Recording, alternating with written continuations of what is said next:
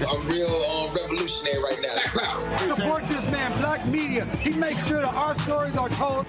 Thank you for being the voice of Black America, Roland. Stay black. I love y'all. All momentum we have now, we have to keep this going. The video looks phenomenal. See, there's a difference between Black Star Network and Black-owned media and something like CNN. You can't be Black-owned media and be scared. It's time to be smart. Bring your eyeballs home. You dig?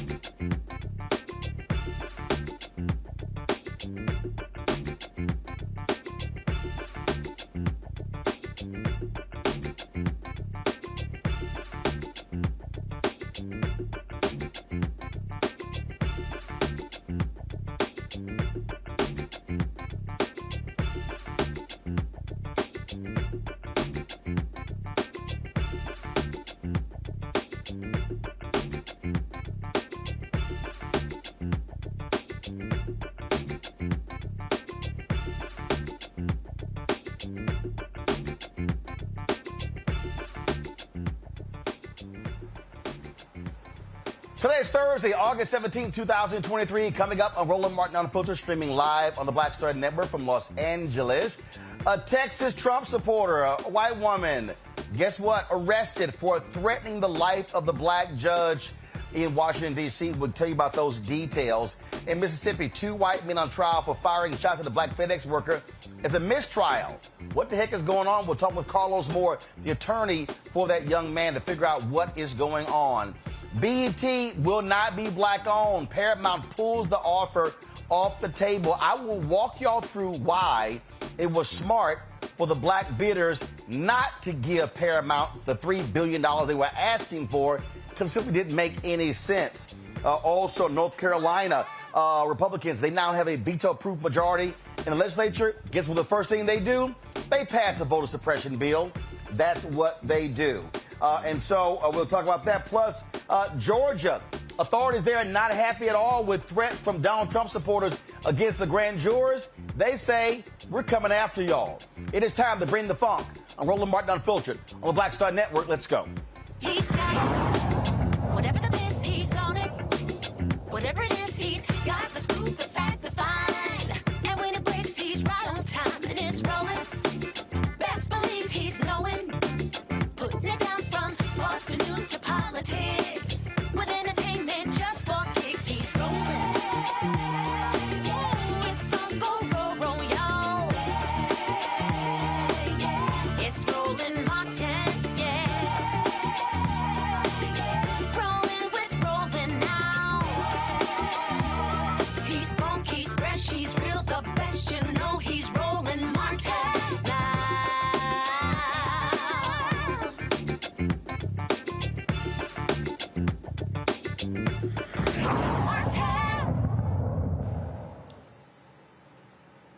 A judge in Mississippi said he had no choice but to declare a mistrial in the case of two white men who are on trial for shooting at a Black FedEx worker.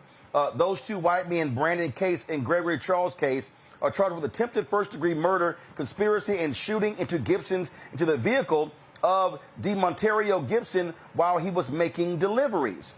The judge made the decision because the detective in the case admitted to errors. Brookhaven Police Department Detective Vincent Fernando admitted under oath while the jury was out of the courtroom that he did not give prosecutors or defense attorneys a videotaped statement the police had taken from Gibson. This is what the judge said. You know, during Detective Fernando's testimony, and it's been the subject of motions, he's a very important witness in this case. The court ruled in limine preliminarily that the shell casings found, I believe, in the home were not admissible, and furthermore that, and everybody agreed on this, both parties, that Mr. Bates, in fact, the defense gave Mr. Bates the ability to essentially ask a leading question, and that is, did you find any handguns in the house? They agreed not to object. The question was asked, and once again, Detective Fernando blurted out, no, but we did find long guns, which was also excluded in limine in a preliminary hearing. And then we get to his testimony, and wherein there's a disc of the victim, Mr. Gibson, writing a statement, and I haven't watched it. I don't know what was on it, and candidly, that really doesn't matter. We don't get to say, oh, well, the rule got violated, but it wasn't that big a deal. That's a decision. It's got to be turned over. In pretrial discovery, it was not turned over. I have no idea whether there were other things that weren't turned over. And I can assure you, no one hates a mistrial more than the court, because once again, we are in the position of coming back here doing the same thing, and we've essentially spent 3 days that end up being wasted time and effort. But under the circumstances, and I'll quote the totality of the circumstances, between in limine matters that were testified to, I had to twice admonish the jury to ignore, or once, Mr. Kitchens didn't want me to do it once. Out. Now, folks, the judge, he was not happy at all with the detective. He had some strong words for him. Since I started practicing law in 1993, the policy of the 14th Circuit Court District Attorney's Office has always been an open file policy, which works great, except for the fact that the state of Mississippi can only turn over evidentiary items to defense counsel if they are provided with those items. I don't know when this case was indicted. I don't have it in front of me. I can't remember it. It really doesn't matter. The bottom line is this file should have been turned over to the DA's office prior to the indictment. And by file, I mean the entire file, including a video recorded statement of the victim, which was also requested by defense to the DA's office. Mr. Bates acknowledges that. He acknowledges that he was told that it didn't exist. And lo and behold, here we are on the second day of trial, and we find out something that these attorneys have been looking for at least a week and potentially months is actually in your file. Mr. Fernando, you understand, you've got to turn your entire file over to Mr. Bates' office for him to be able to prosecute these cases. Do you understand that? Yes, sir. So you come out with a video of a statement that nobody's ever seen before. Now, it's about a 4.5-minute video there. The judge was not happy. Carlos Moore joins us now from Martha's Vineyard. He is the attorney for Mr. Gibson there. Carlos, I saw a report where the mother of your client just stormed out of the courtroom. She was not happy at all with this mistrial. That's true. Rightfully so. She is very much disturbed by today's developments. Her son has waited long enough for justice. This happened in January of 2022. The indictment was not to November of 2022, and here we are in August of 2023, 2.5 days of trial, and then the judge declares a mistrial. And so it is very disturbing to not only her, but her son and to everyone involved. This is not hard. if you're a cop, you turn over everything that you have to both sides. Correct. So we believe this was very deliberate and intentional on the part of the Brookhaven Police Department. From the very beginning, we have said that they have played favorites with the cases. We do know that the assistant police chief at the time of this incident was Chris Case, who I've been told is related to Gregory Case and Brandon Case. And so they have done everything they can to delay, and to try to help the cases beat this case. So for folks who don't know what this means, walk folks through it, because this is just now more delays. So what are we talking about here? A month, 3 months, 6 months, a year? We don't know. The best case scenario from speaking with the prosecutor is that this could be retried in October of this year. That's the judge's next term of court. However, he already has cases on that on his docket for October, and he may not be able to fit this trial in October. Adding insult to injury, compounding things, is the fact that the prosecutor retires in December. So if he retires in December and a new prosecutor comes in January and has to come up to speed, who knows when this case will go back to trial. Just absolutely gross police misconduct. Just makes absolutely no sense whatsoever. Have you talked to your client? How's he doing? My client is trying to keep the faith. He is discouraged. He is despondent in a way, but he's still undergoing counseling and has been undergoing counseling since this incident occurred back in 2022. But he is not going to give up. He does know that justice delayed does not equate to justice denied each time. And he believes that at the end of the day, once a fair and impartial jury is seated, that he will get justice. And he's willing to fight for however long he has to fight until that day comes. And of course, new trial means have to go through new jury selection, all of those different things. Carlos Moore, we appreciate it, man. Thanks a lot.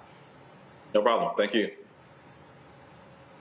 Folks, got to go to a break. We come back more on Roland Martin Unfiltered right here on the Black Star Network.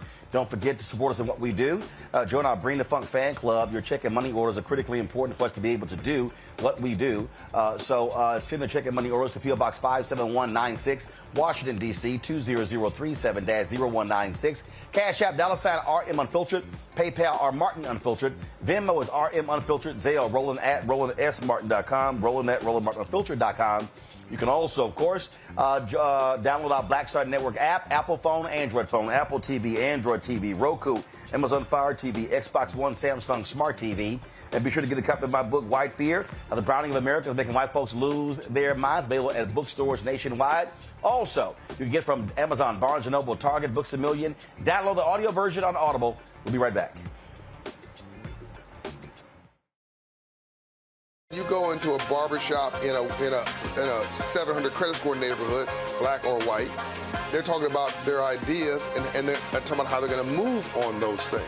You go to a barbershop at a 500 credit score, equal brilliance, but bad culture, they're talking about other people.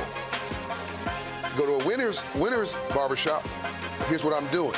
You go to the barbershop of where people feel defeated, they talk about other people, either celebrities or people they admire, but also often, I don't like Joe. I don't like Roland Martin.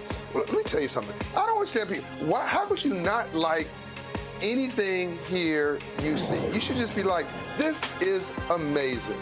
It's cool. You may not even like how he does it or how I do it, but it's like, you know what? They're succeeding. They're killing it. All you should be is, that's fantastic. But if I don't like me, I'm not going to like you. If I don't feel good about me, it's hard for me to feel good about you. If I don't respect me, don't expect me to respect you. If I don't love me, I don't have a clue how to love you. And here's the big one. If I don't have a purpose in my life, I'm going to make your life a living hell.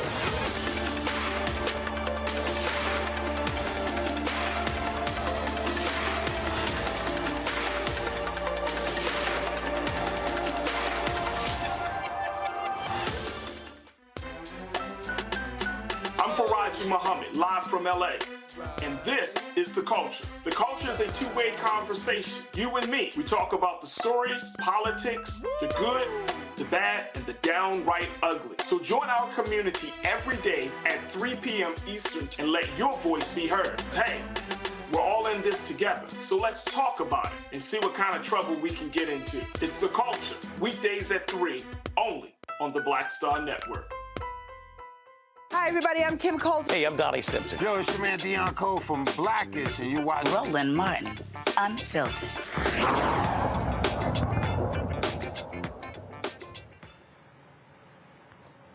Folks, how many times have I told y'all Donald Trump is going to cause all of these crazy, deranged white supporters of his to go to prison themselves? Check this out. A white woman in Texas has been arrested for making dangerous threats to the judge in one, the black federal judge in one of Donald Trump's cases.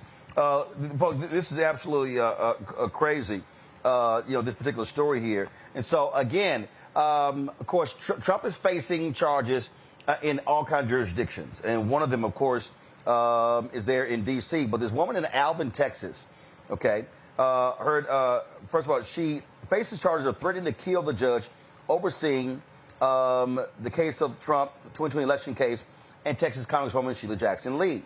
The federal judge ordered Abigail Jo Schreier to be arrested and imprisoned pending trial for calling Judge Tanya Chutkan's chambers at the federal courthouse in D.C., threatening to kill her. Schreier left the voicemail for Judge Chutkan, calling her a stupid black slave before saying, "You are in our sights. We want to kill you." She also threatened to kill all Democrats, members of the LGBTQ community, and Congresswoman Sheila Jackson Lee. Schreier warned investigators to be concerned that Representative Lee came to her hometown of Alvin. As a result of the threats, a protective order has been put in place limiting the disclosure of evidence provided by prosecutors and Trump's legal team.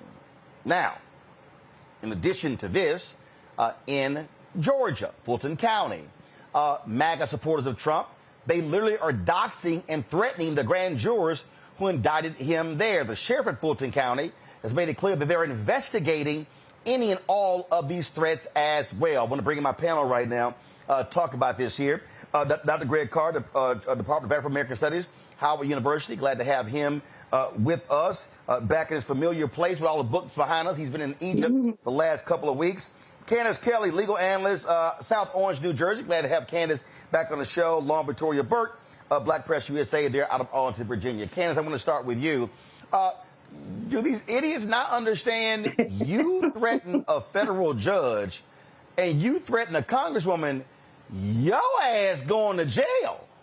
They don't understand that. And the reason they don't, Roland, is because their leader is doing the exact same thing. And that's what they're following. They're following the leader. They don't even understand the implications. You know, the one woman that we're referring to that threatened the judge and threatened the representative, she said, listen, I really wasn't going to do that. I wasn't going to go to D.C. But she did add, but if they do come down here, if I do see Lee down here, well, then I will get her. She didn't even have the wherewithal to understand what she was saying in the midst of potentially being arrested. And again, that is because what we see Donald Trump doing to the grand jury, doxing people, making sure that people know everybody's information, setting it up, saying that, hey, everybody's fair game. And no one has gotten him yet, and that's why he is going to continue to do this until he is actually stopped. I think what's most interesting about this is if you look at other cases, in New York, for example, you can't dox somebody on the grand jury because they don't show the names. In the rape case that he was involved in, and he was found guilty of assault, there were no names that were revealed on that grand jury, and that is because of the simple reason that you want to keep these jurors safe so that they can carry out the law in a way where they won't feel threatened. So I'm not sure why in this particular case, which was so sensitive and racially charged, that they didn't just request the grand jury members' names not to be revealed, which they could have done, but for some reason they didn't, and here we are. Well, it's interesting because, Lauren, you actually sent me a text about this. I immediately looked into it, and that's actually the law in Georgia. When an indictment comes down, I was shocked by that because normally grand jurors are private. You don't know who they are. But in Georgia, when they indict, they literally, their names are listed. Yeah, I was shocked by that. I actually thought, when I sent you the text, I actually thought that was a mistake. I thought they'd made a mistake and revealed the names. And then, of course, you went and researched and found that that was the law in Georgia. I was really surprised to see that. And as Candace just said, I mean, You know, the idea that you would put these people's names out and think that they weren't going to get threatened, you've got to be living in another world, an alternative universe, to be thinking that. Donald Trump is intentionally trying to incite his supporters to violence. That is what he's doing. I give you January 6, 2021. That's what he's doing. He wants to get people riled up. He's putting out lies about Fani Willis. He's been doing this the entire time. And at some point, someone's got to sanction him. It's a question of who is going to do it. I put my money on Judge Chunkin, but who knows?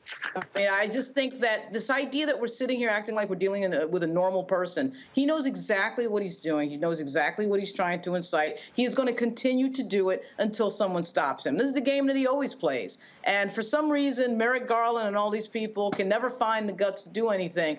I think it was Nicole Hannah-Jones the other day put out on Twitter a pretty good question. And somebody put out that, you know, if this was some gang leader in some drug case and they did this, there is absolutely no way that that would go for more than 48 hours without some sort of court order coming out.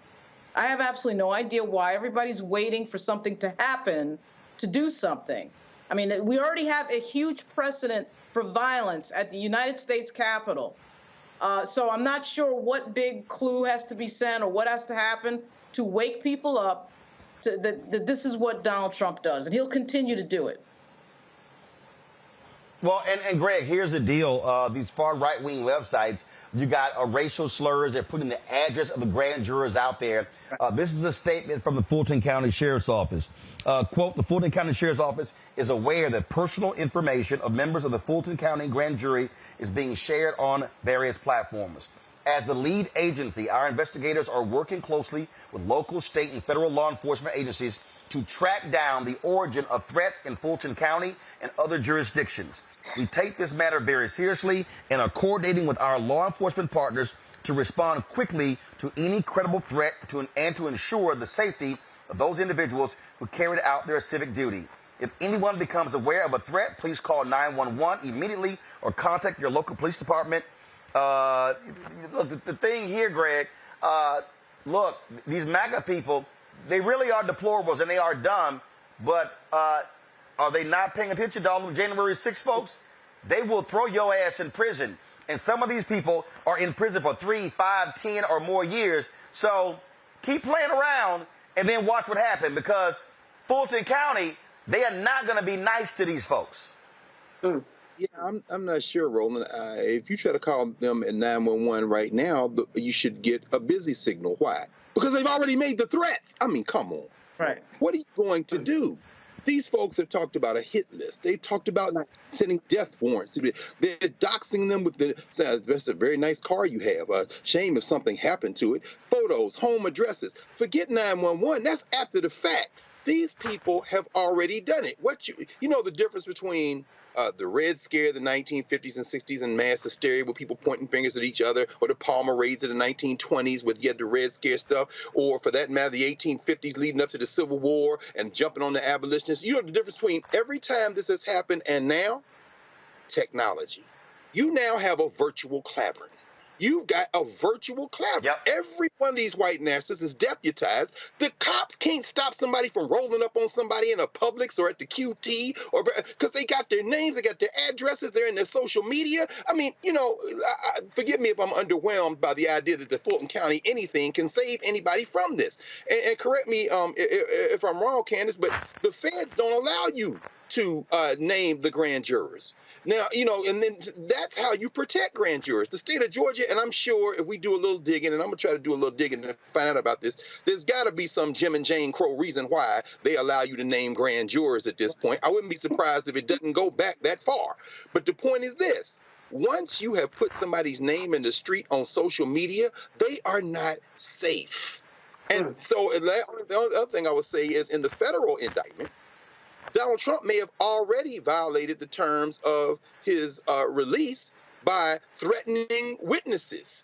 So if they wanted to lock him up now, there's probably a case to be made that he could already be locked up. But, you know, again, as you say, Lauren, they just don't seem to want to push the envelope, even when they have every legal right to do so.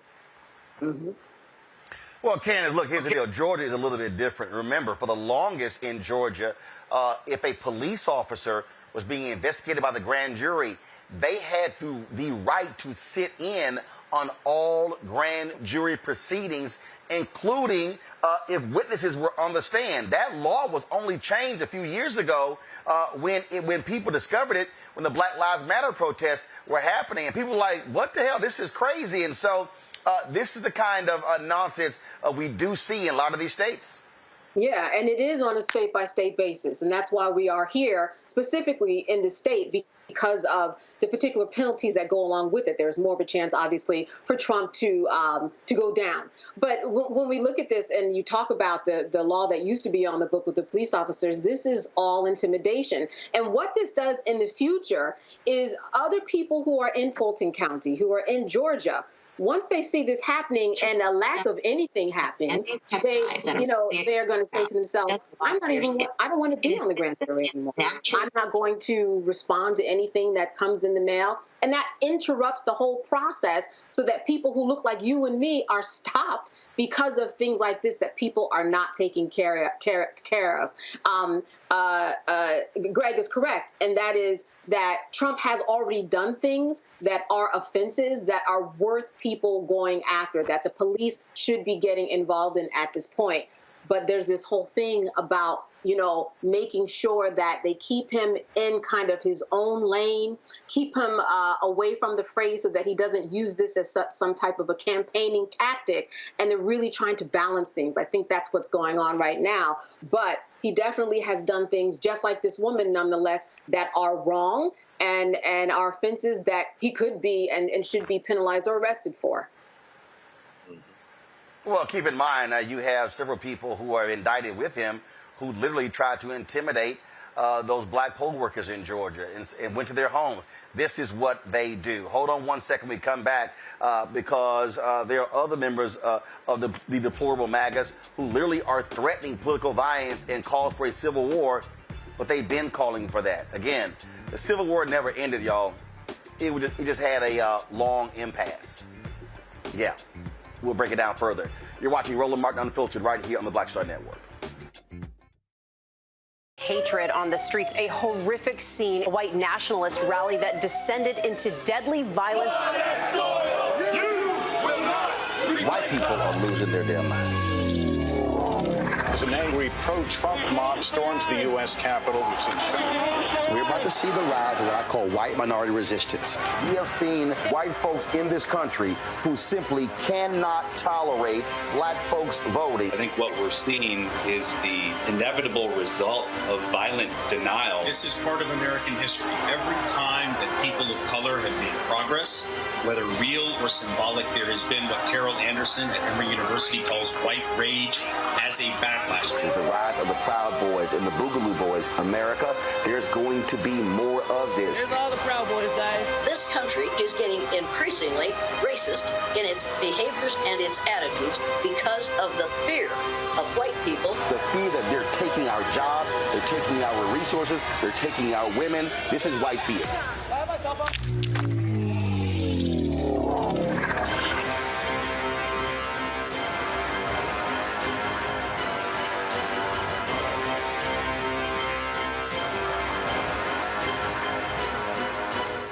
Next on The Frequency with me, Dee Barnes. The shooting of Megan Thee Stallion and the subsequent trial of Tory Lanez. Megan has been treated like the villain. The experience that Megan went through is something that all black women face when we are affected by violence. This is something that's called misogynoir. There's a long history of characterizing black women as inherently bad in order to justify our place in the society. Next on The Frequency with me, Dee Barnes. Hey, what's up? Geek Tony in the place to be. Got Kicked Out Your Mama's University, creator and executive producer of Fat Tuesdays, an air hip-hop comedy. But right now, I'm rolling with Roland Martin, unfiltered, uncut, unplugged, and undamn believable. You hear me?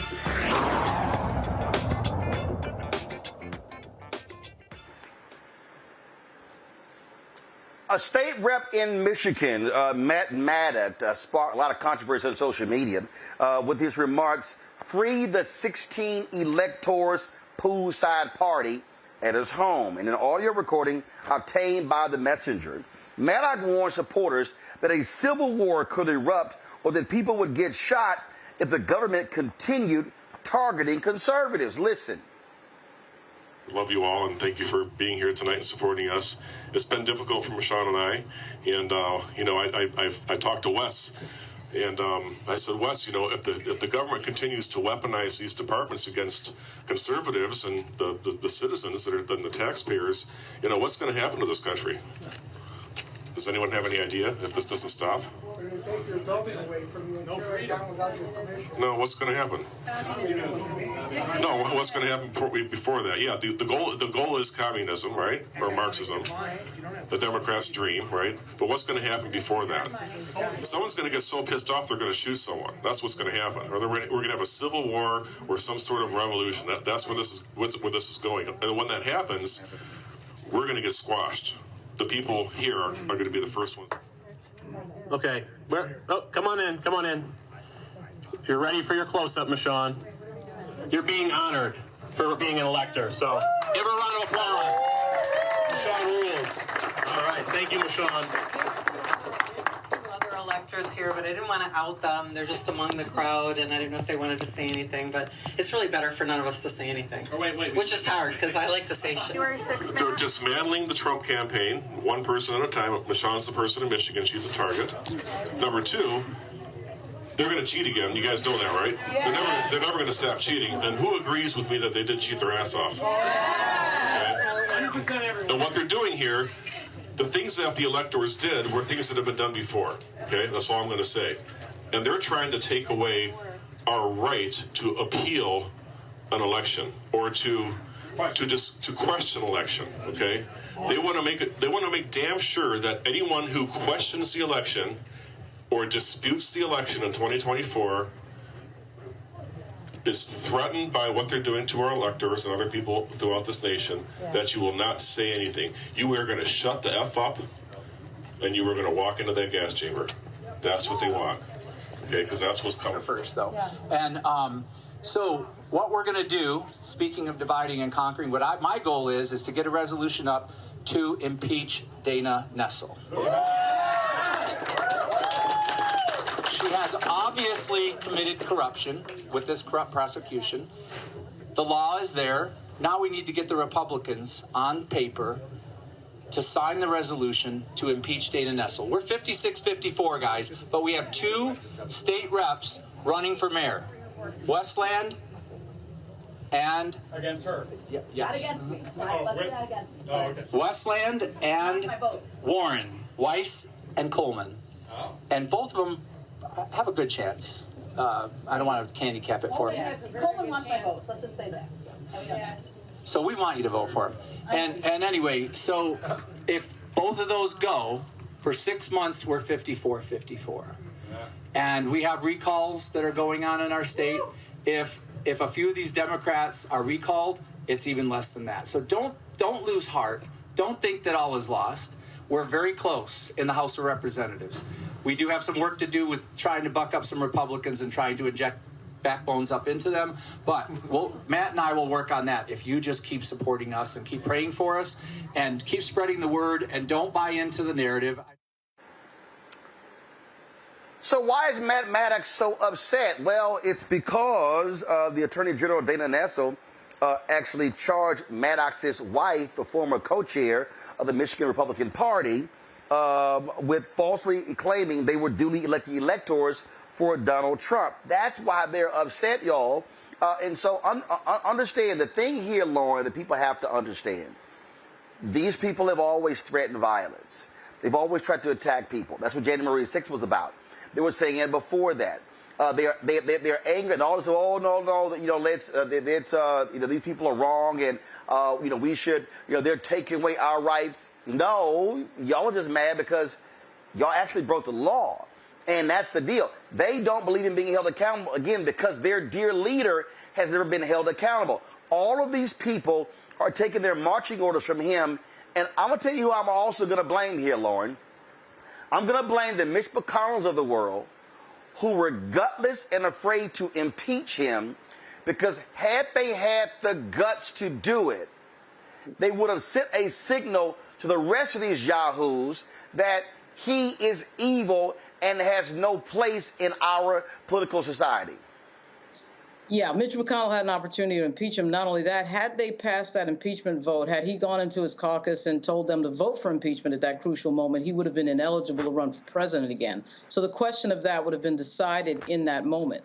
I mean, everybody knows that the entire Trump MAGA movement is built on identity politics and anger, and with an underlaying of if you don't do it our way, we're going to be violent. I mean, you know, they are basically, the other part of this, though, is what Greg brought up, this virtual clavern concept, which is, of course, extremely accurate. Until we get these social media companies regulated and Section 230 dealt with, this is going to go on again and again and again, because as it stands now, these social media companies are not legally responsible for anything on their platforms that causes a problem, or in the case of, you know, January 6th, violence at the United States Capitol. And they're just not responsible for anything on the platform.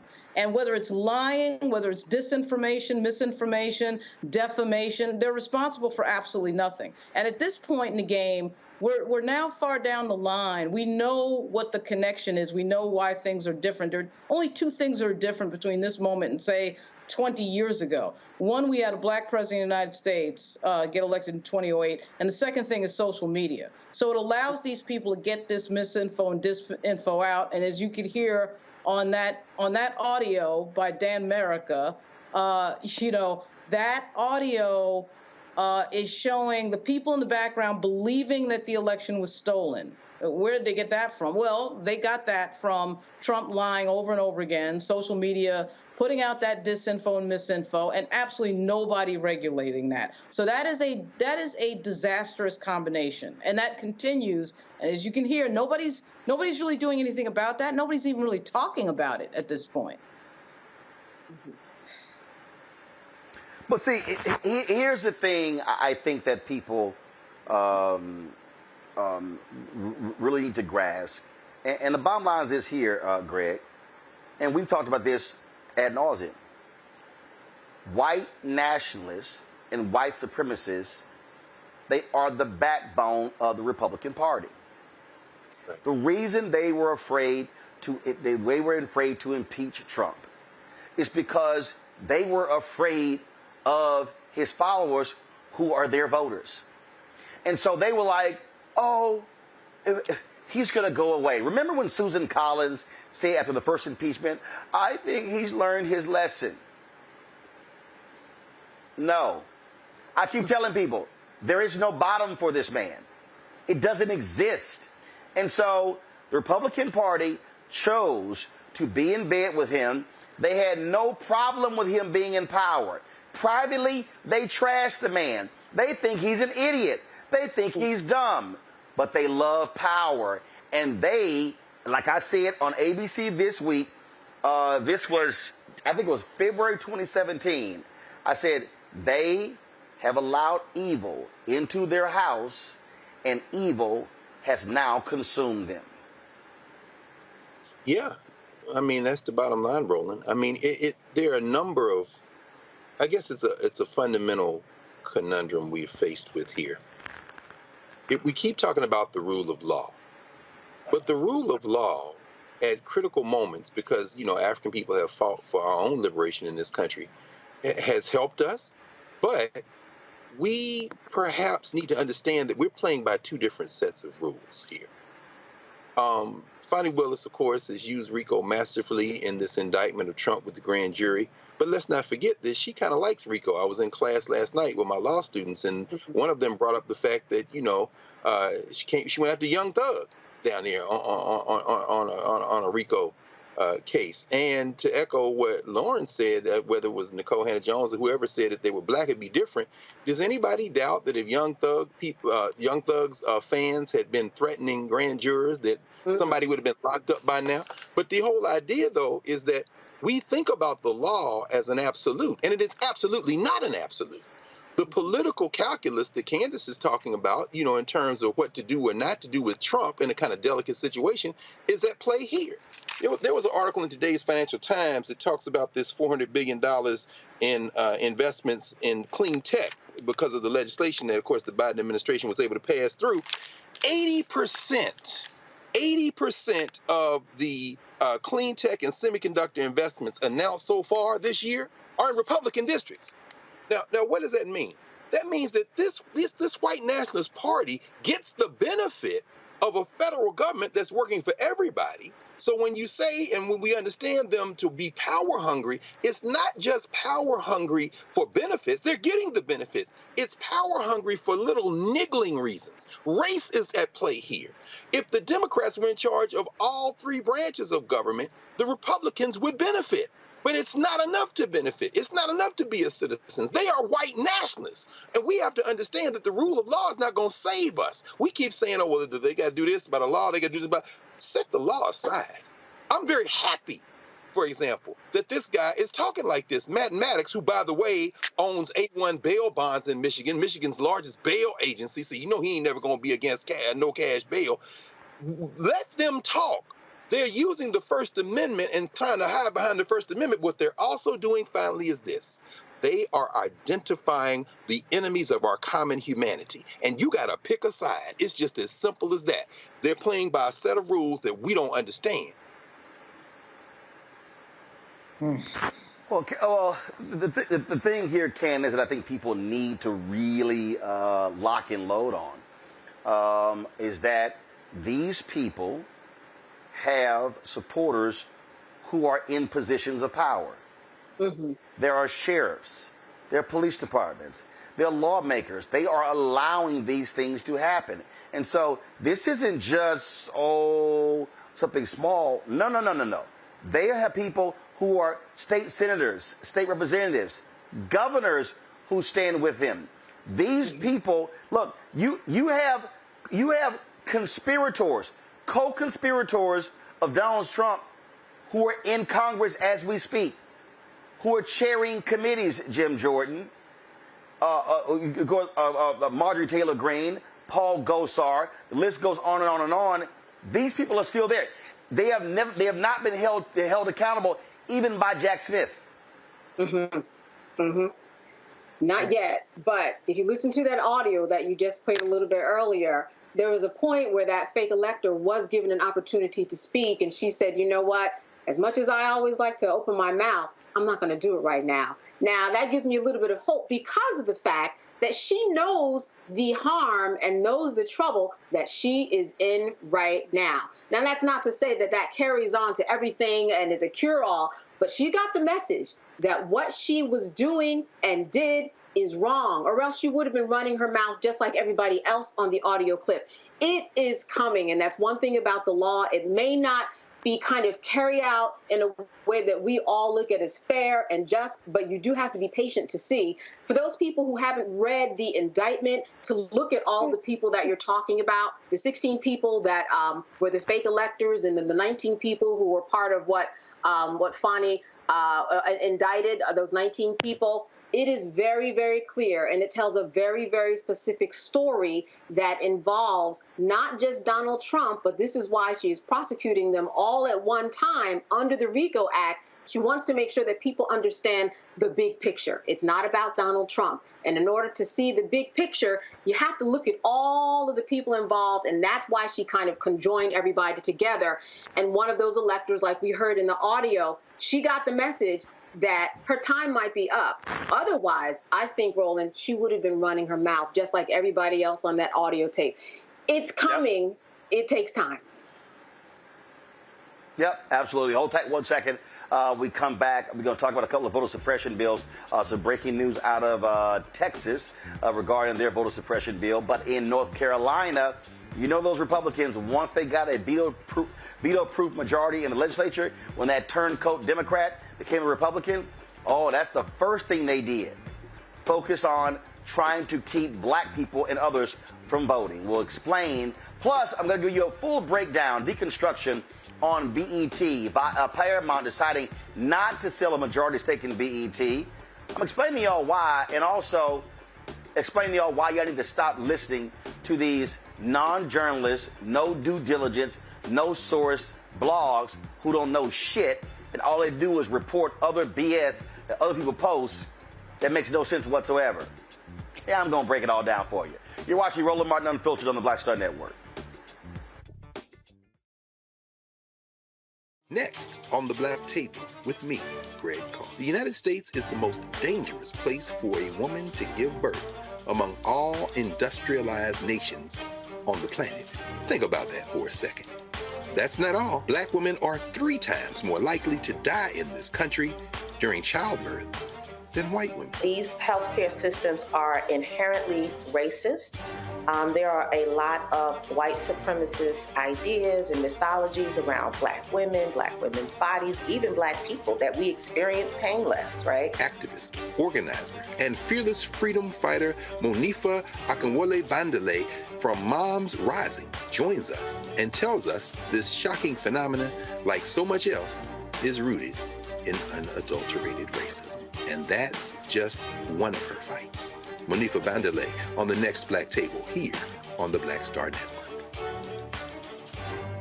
Question for you. Are you stuck? Do you feel like you're hitting a wall and it's keeping you from achieving prosperity? Well, you're not alone. On the next Get Wealthy with me, Deborah Owens, America's Wealth Coach, you're going to learn what you need to do to become unstuck and unstoppable. The fabulous author Janine K. Brown will be with us, sharing with you exactly what you need to do to finally achieve the level of financial success you desire through your career. Because when I talk about being bold in the workplaces, I'm talking about that inner boldness that you have to take a risk, to go after what you want, to speak up when others are not. That's right here on Get Wealthy, only on Black Star Network.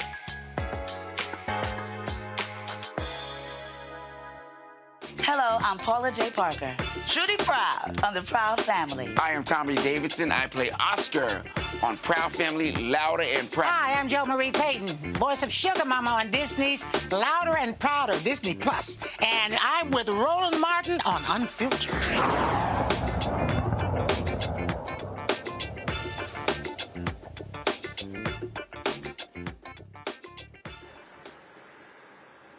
All right, folks, this breaking news from Market Live's Democracy docket.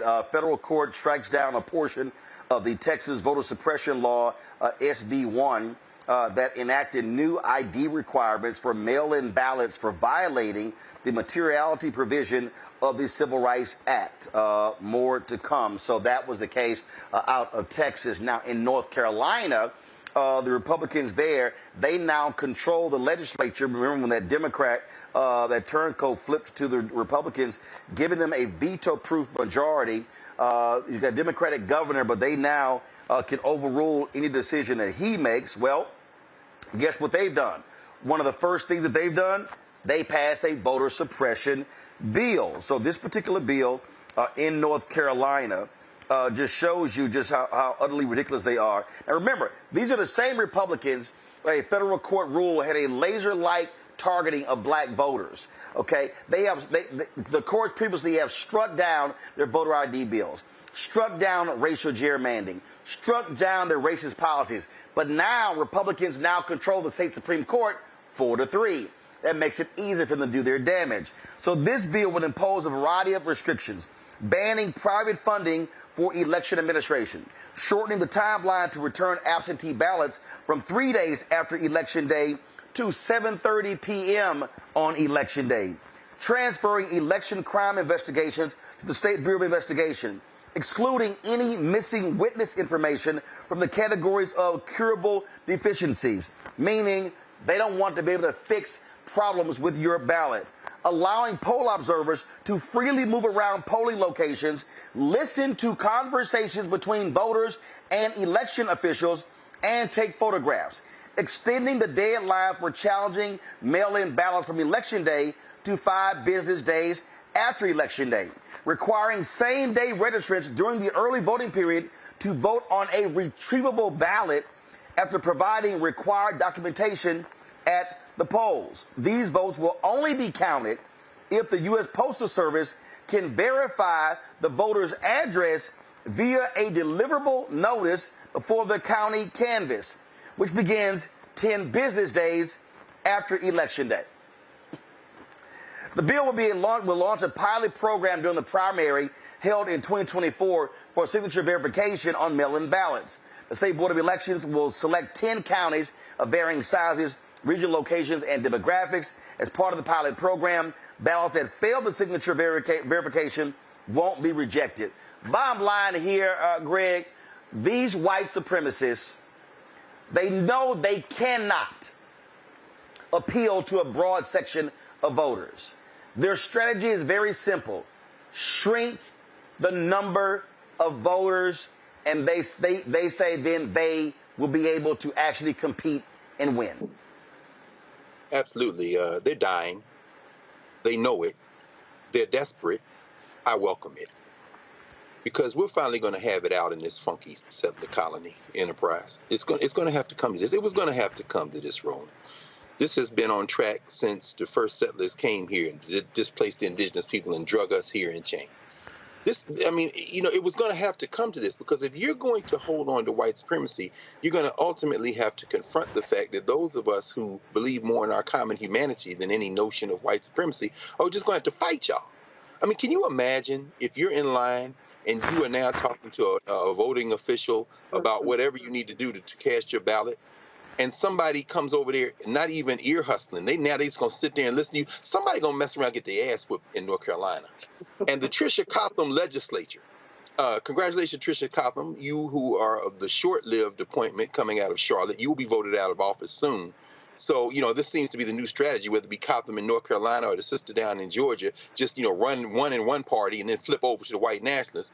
Well, you're setting your folks up for a confrontation. You're taking away all of the niceties. Now, as it relates to Texas, as you said there, that case with SB 1, where the judge says, you violated the materiality provision of the Voting Rights Act, meaning that you can't use these ticky-tack errors, these trivial errors, as a pretense to stop people from voting. In that case, it was voter ID, social security numbers, and I guess I think the report was it's scheduled to go to trial on the 11th of September for a lot of folks who have complained about this.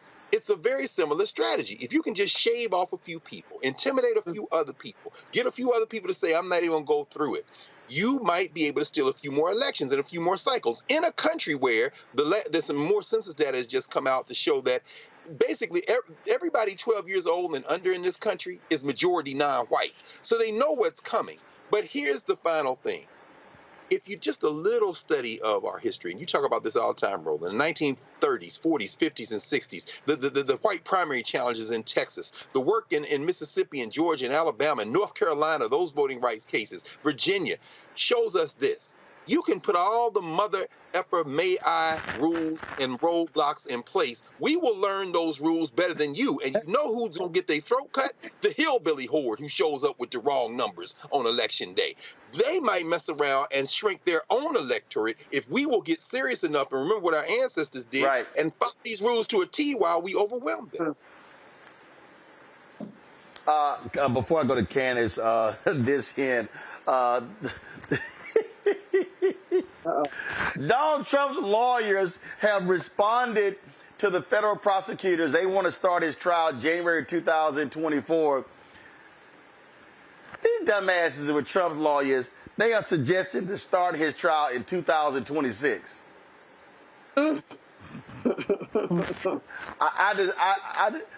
April of 2026. Which one? It's the federal. That's the federal. The case in D.C. The federal case. Yeah. April of 2026. Yeah. Okay. Gotcha. All right. So Candace, get back to this North Carolina. Again, what I need our people to understand is their whole strategy is all about black people, Latinos, and young white voters. And what they're banking on this hardcore right-wing Supreme Court with 63 conservative majority to back them up. And as Greg was saying, we're talking about just different ways to shave off votes, right? When we talk about the third indictment that we just saw come down, he was disenfranchising voters. That's what it was about, defrauding the United States government in the name of democracy. So it all is connected, just little by little, trying to shave off here and shave off there. All I see in these voter suppression laws is a bunch of lawsuits waiting to happen, violation of civil rights, violation of privacy with poll workers walking around listening to your conversation. But these are kind of the little needles that Donald Trump and seeds that he has been planting all along that people are following suit. As you said, he stacked this up a long time ago with the Supreme Court, which is why he's banking on different things along the way. Remember, along the way, he was banking on the electors. Along the way, he was banking on maybe Pence would do it. Along the way, he was banking on the dozens of lawsuits in order to overturn the vote. And now he's banking on these voter suppression laws that are going through, and he's going to ultimately bank on the Supreme Court, as you said. It is little by little, which is why little by little, people on the other side, those who are voting for it, those fighting in the name of voting rights, have to keep on at it because they're not going to stop. They're just like a little kid who's asking for the ice cream from one parent that says no and goes to the other parent and hopes that they say yes. That's what we're looking at. They will never, ever quit. And that's why people who are fighting for the rights, who are voters, can't quit either. And Lauren, this is where, and I keep saying, I need black folks to be playing chess. Let's take Virginia. All office holders in Virginia are up on the ballot this year in terms of the legislature. Democrats are 3 seats away from controlling the House. They have a narrow lead in the Senate. If they flip 3 seats, there's a black majority leader in the House in Virginia. There's a black Senate leader. Guess what? Glenn Youngkin, he can't do a damn thing without the legislature. And so people need to understand that if you want to, and then what they can do? They can pass their own voting laws and dare him to veto them. We have to understand what the power is to change the dynamics. We're talking about all these issues, and I need everybody watching and listening to understand that all of these things are happening because they are a result of people not voting. They are a result. What North Carolina, Democrats could have had a 6-1 majority on the state Supreme Court. Sheriff Beasley loses by 400 votes. It goes to 4-3 Democrats. They lose a seat in 2022. It flips 4-3 Republican. We can't just be mad at what they're doing. We have to recognize that what they're doing is a result of them winning at the ballot box.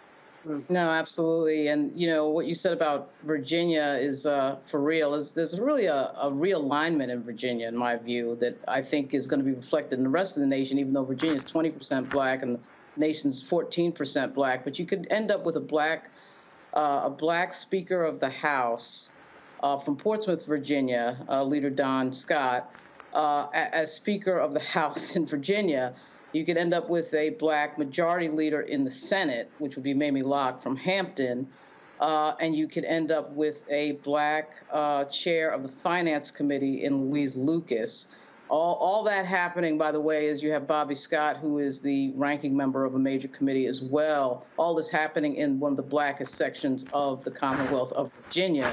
And you're already going to have a record number of Virginia state senators who are going to be black and a record number of Virginia state members of the House who are going to be black. So there's a major sort of coming of age in Virginia, and just as there is in the rest of the nation. We see it in Congress with the biggest black congressional black caucus at 58 members. So all of that, of course, is being seen by these Republicans who refuse to change their policies to broaden the tent. And it really is a shame because if you think about the history of the Republican Party, it was Richard Nixon in the 1950s who actually made a speech to that segregation, that the segregated country that we knew of should end. He abandoned that entire thing in 1968. And of course, Barry Goldwater came on in 1968. And by the way, Roger Ailes was Bear Goldwater was 64. Goldwater was 64, and his book, The Conscience of a Conservative, that became their Bible. And many of those Republicans that supported civil rights flipped because of Barry Goldwater, and that's what led to the present-day Republican Party. That's what I was going to say. So at any rate, 68, Nixon abandons the entire idea of going back. They tried it again with the Bushes, right? So George H.W., but really George W., was trying to broaden the tent in the Republican Party. He was trying to get Latinos in the Republican Party, trying to get minorities. Then they abandoned that. What ends up happening, of course, is we have the election of the first black president of the United States. Then the Republican Party then decides at that moment, in my view, to go backwards, to go all the way back, really, to the 1800s. That's a shame because there were moments in there where the Republican Party could have led in another direction. And, by the way, Roger Ailes was an advisor to Richard Nixon. He was the one that married crime and race. And that's why, we still are in this era, the Southern strategy era of marrying crime and race. Always trying to marry black people and crime. That comes directly from Roger Ailes, who, of course, invents Fox News. And you see what you see from Fox News, the New York Post, and this entire group of right-wing media always trying to put, of course, black people in the most negative light possible. But now they've just gone full on. Now you see DeSantis, and now they're attacking black history. They're trying to effectively erase black history. And it is going to, as Greg Carr, as Professor Carr just said, it is going to come to a collision because this party has decided not to broaden the tent and not to even make any sort of attempt to try to get anybody into that party that would broaden the tent, and realize the two parties are very close. These elections, these national elections, are extremely close, even though Biden won by 8 million votes. The Republicans haven't won a majority in now, 20 years on the national level? So it is going to come to a head. There's no doubt about it. But this is the thing, though, that I need our people to understand, Greg, is that first of all, several things happening. Yes, they're making it difficult, but a number of us are voluntarily checking out. Now, I get people who say, hey, I haven't seen substantive change. Get it. I was watching a video, the guys who did the song F Donald Trump, he said, hey, we're in the hood and a bunch of these brothers are saying, oh man, we got money, we got those checks when Donald Trump is there. We ain't got checks from Biden. First of all, your ass didn't get no checks from Donald Trump. Okay? It was passed in a Democrat-controlled House. It was passed in the Senate, signed by him. So this notion that Donald Trump alone was sending folk check is stupid. Okay? It's just stupid and dumb. All right? And if you go back and check the record, look at how many Democrats voted for it versus how many Republicans voted for it. And so our people have got to understand that, again, here we are complaining after the fact, but if we check the hell out of elections, they going to keep running the table. And I just keep trying to explain to people, please, by all means, show me substantially, and I saw that fool Larry Elder was on the Breakfast Club today just lying his dumb ass off. They were out there just to show me substantially what Republicans are putting on the table that is beneficial to black people. And I'm sorry, it is porous and it is a joke. And there is no way in hell, if you are a Republican and you are down with Donald Trump and MAGA, there is no way in hell I will remotely consider voting for you. Right. I mean, Roland, again, it's the importance of this platform. It's the importance of the work that you're doing. We have to use every tool in the toolbox. This is a full spectrum fight. We have to vote. We have to organize. We have to pool our resources. It's difficult for people to grasp, I think, for some of us to grasp anyway, the fact that facts don't matter. As I said, $400 billion in this tech stuff and new jobs, and 80% of that money going to Republican districts, and yet Ron Johnson, a ghoul, can stand up in Wisconsin and claim credit for something that he voted against. All of these districts getting this infusion of resources. And when you tell them that everybody in the white nationalist party voted against these resources you're getting, it doesn't change a thing. We're faced with the fact that these folks have decided that they're going to throw caution to the wind because people are simply in this country not going to study. Facts don't matter. Today, another member of the Hillbilly Horde in Georgia, this Colton Moore, state senator in the 53rd district in Georgia, wrote to the governor saying that 3/5 of the legislature in Georgia want Fani Willis investigated. They're going to try to take her out using legislation that passed through the Georgia legislature. And it's making the point you're making, Roland. When you do not register to vote, and you do not exercise your franchise, you leave these hillbillies in a position to push through this kind of thing. And what they're doing, again, to reinforce what Lauren has been saying, they're creating a series of fail-safes. And what you've been saying, if they can't get you through the legislature, they'll get you through the courts, or they'll get you through the state house, the governor's mansion. And as Candace has laid out, what you see is then they will go full menu and take whatever tactic they need to stop you. We have to take that same approach. And part of that approach is making sure you're registered to vote. If for no other reason, if you don't vote, you can serve on a jury. We have to be more intelligent to this, but we have to recognize that facts don't matter. This is not a question of persuading people through logic. This is a blood sport that is speaking to the visceral, most lowest common denominator reptilian brain element of human identity. And I'll to give this here, Ken, as this, again, goes to show you how blatant these folks are as liars. This idiot, Greg Abbott, put out a tweet announcing a record $142 billion in total investment for Texas transportation infrastructure. Thanks to our booming economy, Texas is improving our roadways to meet the growing needs of our state. No, you lying ass. That's because of the Biden-Harris infrastructure bill that your party voted against. This is why what Biden should do is every damn announcement taking place there, that show up and slap your name on everything. This project is courtesy of Joe Biden and Kamala Harris. Same thing. See, this is the thing that there was a story. There was a story that came out today. And they were talking about Terrence Woodbury's information where there was a brother in the focus group who said, you know, Trump got stuff done. No, he didn't. He lied. It's just some dumbasses believed it. But he kept talking about how great things he did, but it was an absolute lie. These folks don't talk about it enough. They don't actually brag enough. They think that's unseemly. No, that's what you have to do, because a bunch of Simple Simons don't know anything else.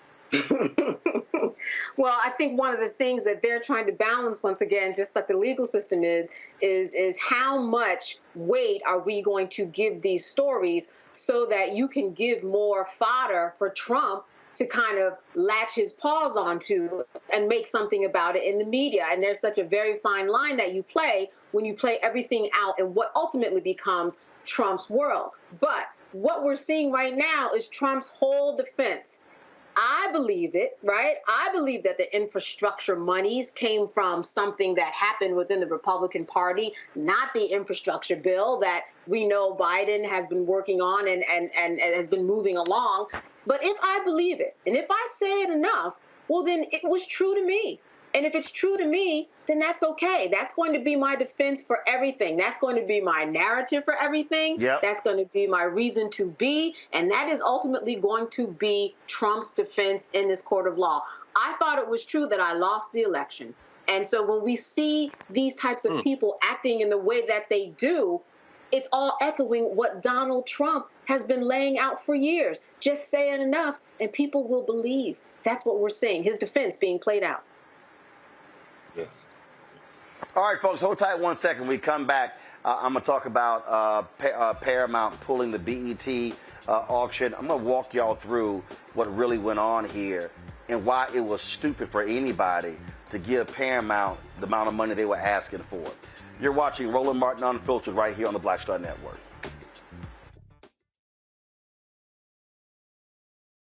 You go into a barbershop in a 700 credit score neighborhood, black or white. They're talking about their ideas and they're talking about how they're going to move on those things. You go to a barbershop at a 500 credit score, equal brilliance, but bad culture. They're talking about other people. Go to a winner's barbershop. Here's what I'm doing. You go to the barbershop of where people feel defeated. They talk about other people, either celebrities or people they admire, but also often, I don't like Joe. I don't like Roland Martin. Well, let me tell you something. I don't understand people. How could you not like anything here you see? You should just be like, this is amazing. It's cool. You may not even like how he does it or how I do it, but it's like, you know what? They're succeeding. They're killing it. All you should be is, that's fantastic. But if I don't like me, I'm not gonna like you. If I don't feel good about me, it's hard for me to feel good about you. If I don't respect me, don't expect me to respect you. If I don't love me, I don't have a clue how to love you. And here's the big one. If I don't have a purpose in my life, I'm gonna make your life a living hell.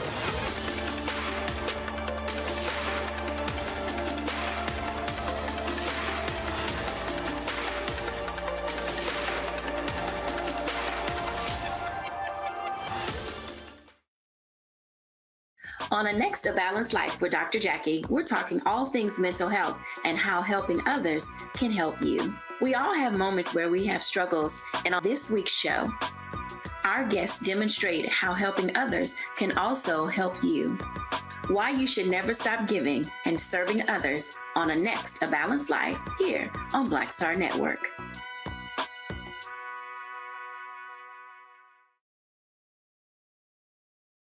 Question for you. Are you stuck? Do you feel like you're hitting a wall and it's keeping you from achieving prosperity? Well, you're not alone. On the next Get Wealthy with me, Deborah Owens, America's Wealth Coach, you're going to learn what you need to do to become unstuck and unstoppable.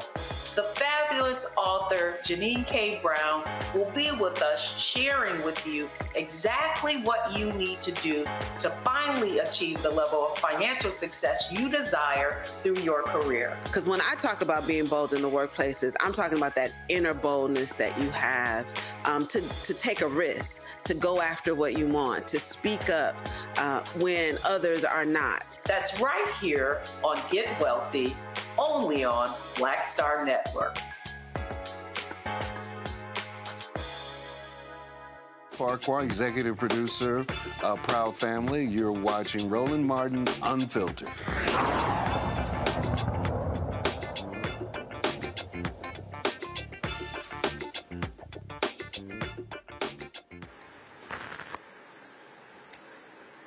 All right, folks, late last night, the Wall Street Journal dropped this story on their website, this exclusive story, saying that Paramount was pulling the deal, guys, come on, get the right graphic, okay?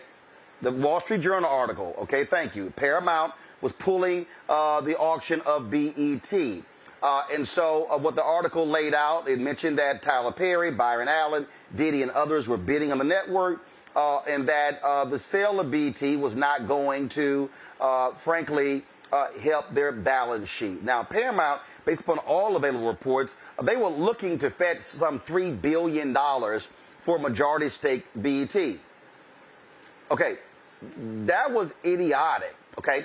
Control room, pull the story up from the New York Times when BET was sold, okay? Now, remember, y'all, Bob Johnson and Sheila Johnson, co-founders of BET. They make the announcement, the selling of BET. All right? BET was sold for less than $3 billion. Okay? It was $2.34 billion and the assumption of about $500 million in debt. So, BET sold for slightly less than $3 billion. So think about that. BET sold years ago for less, was it 99? For less than $3 billion. And your Paramount, you actually thought somebody was going to bid on BET in 2023 for a majority stake for $3 billion? Anybody who would have given Paramount $3 billion for a majority stake, and not all of it, for depreciating asset It's stupid. And like that's just a dumb deal. So I need people to understand what's going on here. They actually thought that black folks were going to overpay for the asset. Now, here's the whole deal. When you're selling these companies, you hope somebody overpays. You really hope somebody is dumb like Elon Musk, who completely overpaid by about, $20 billion for Twitter. We see how that's gone. The reality is no cable network is worth any of that. Who told us that? Bob Iger, the CEO of Disney. This is what he said last month on CNBC when it came to the linear assets that Disney owns. Are you staying? Well, let me start with the fact that I did like retirement. I highly recommend it, by the way.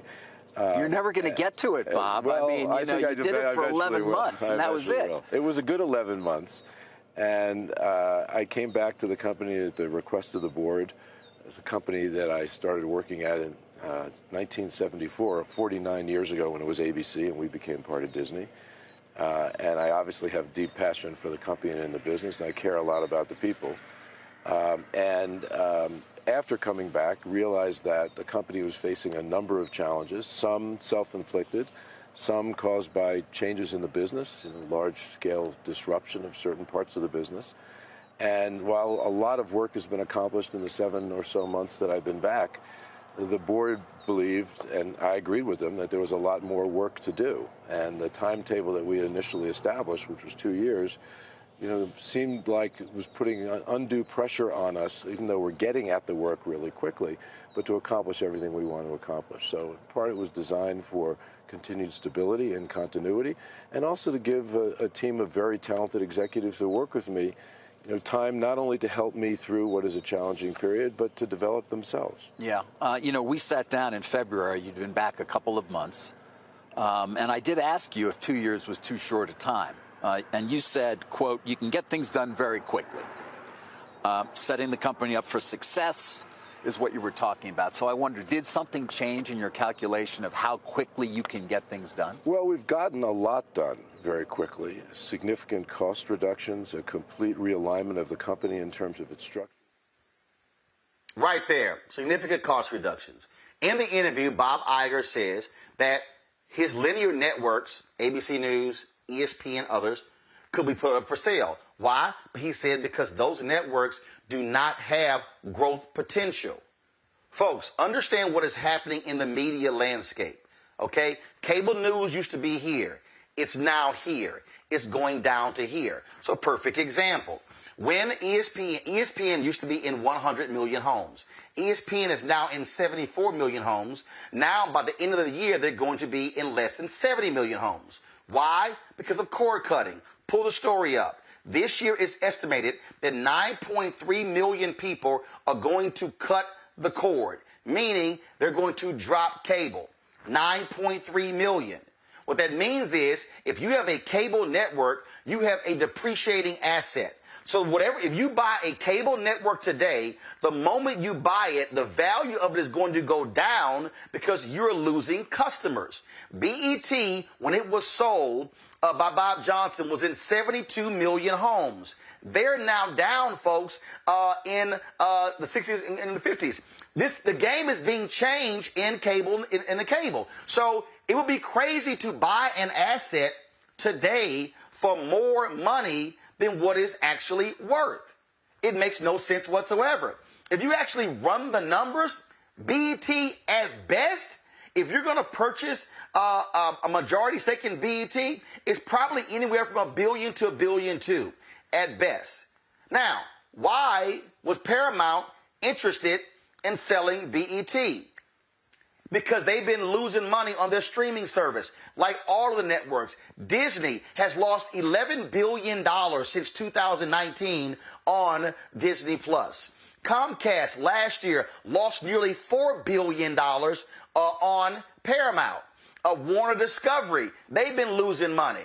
Paramount is even more perilous position compared to all the other networks because their market cap is small.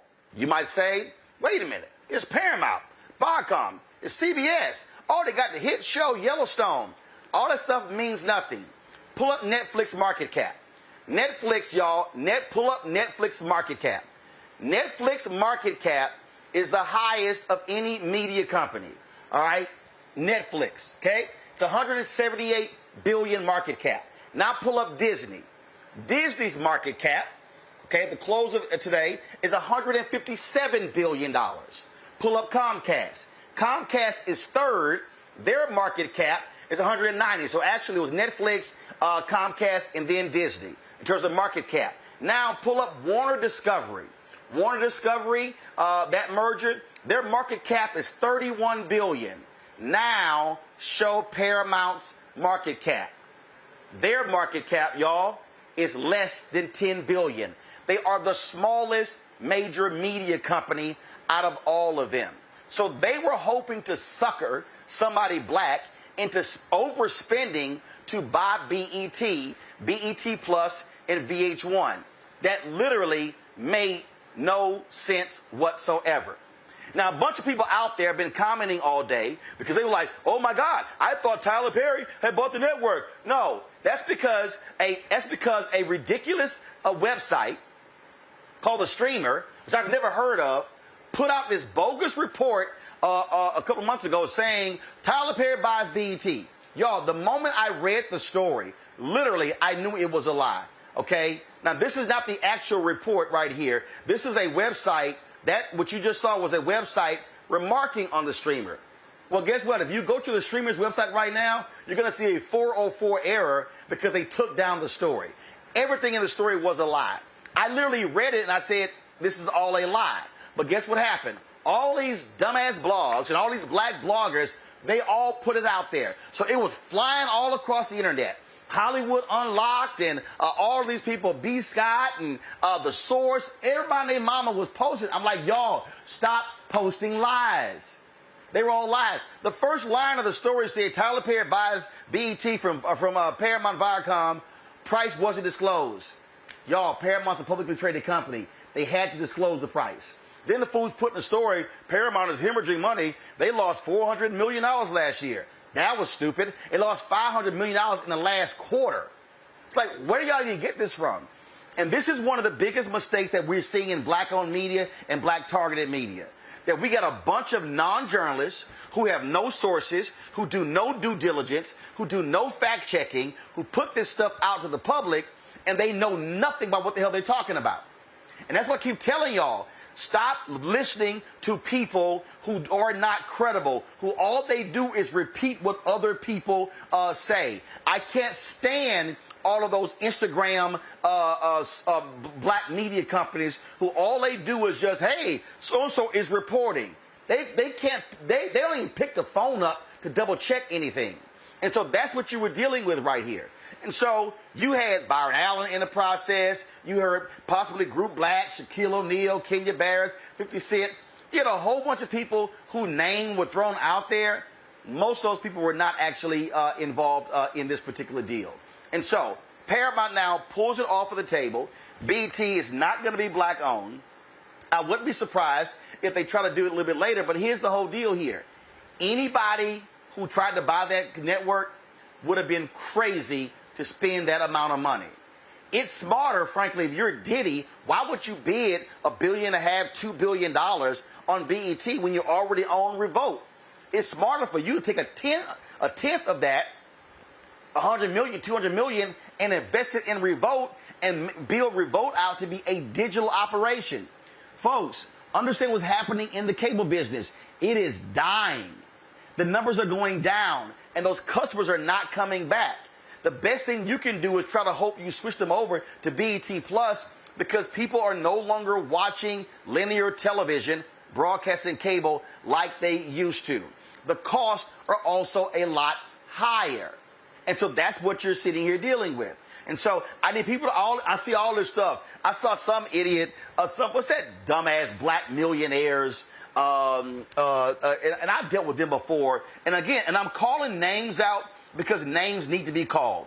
They posted some stupid tweet, the speculation. Anytime you see somebody throw out the speculation, stop following them because they don't know what the hell they're talking about.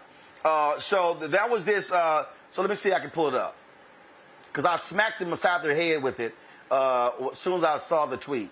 Oh, here it is. Paramount Global owns BET announced that they're no longer interested in selling a majority stake in BET after a bidding war of black billionaires to make BET black-owned again. Quote, many are speculating that it was a publicity stunt to get black people back watching BET. Black millionaires, y'all are idiots. Y'all are idiots. And you know what? No one should be following y'all. That wasn't the speculation. People are like, oh, they were doing this to get us to watch the BET Awards. You were already watching. That wasn't it. It was an actual deal. It was an actual offer to try to get the bids. But they got suckered into people throwing out crazy numbers when BET was never worth those numbers. It would be financial suicide to bid $3 billion for something that wasn't even purchased for $3 billion when it was at its highest. Who should we listen to on that one? How about Bob Johnson? This is what he told Bloomberg. You operate BET before you sold to Viacom. 20 years. You sold for roughly $3 billion, ultimately. So in hindsight, had you held on longer, would it be worth more today, or would it be worth less today because the cable world's changed so much? It would be, in my opinion, less today, because once streaming came along and the technology allowed people to have streaming wherever they could carry content, on your phone, on your laptop, in your home, wherever you go, it changed the paradigm of cable, and it allowed people to sort of pick and choose in an a la carte way what they wanted to watch. So if you only wanted to watch Netflix, you just get Netflix. Cable, you were paying for a bundle, even though you didn't watch all of the channels. So some people were paying for, if you weren't a sports fan, you're paying 30 cents, 30, 40 cents, whatever it is now, for ESPN. But if you never watched ESPN, you had to pay for it because it was part of a bundle. Actually, you're not paying 30 or 40 cents for ESPN. You're really paying anywhere from $8 to $10 for ESPN. See, here's what people don't understand. When you get your cable bill, you know why your cable bill is so high? It's because most of these cable networks, they're being paid per subs. Meaning, the cable companies are negotiating with the cable networks, and so they say, okay, we're going to pay for this. So all y'all people, everybody out here, you have cable and you hate Fox News, you're subsidizing Fox News. You didn't realize that, huh? Yeah, you are subsidizing Fox News. Because if Fox News is in 80 million homes, and Fox News has negotiated a $2 per sub carriage fee, that means, pull your calculator out, that means 80 million times $2, that's what Fox News gets per month for the cable companies per year for the length of the contract. Yep. BET has a carriage fee. BET's carriage fee could be 25 cents, 30 cents, 50 cents, whatever it is. But just understand in terms of the financial reality. So when cord cutting happens, meaning you say, I'm cutting my cable, that means that the cable companies are losing you as a subscriber, which means that the cable networks are losing subscribers. Pull up the Comcast story.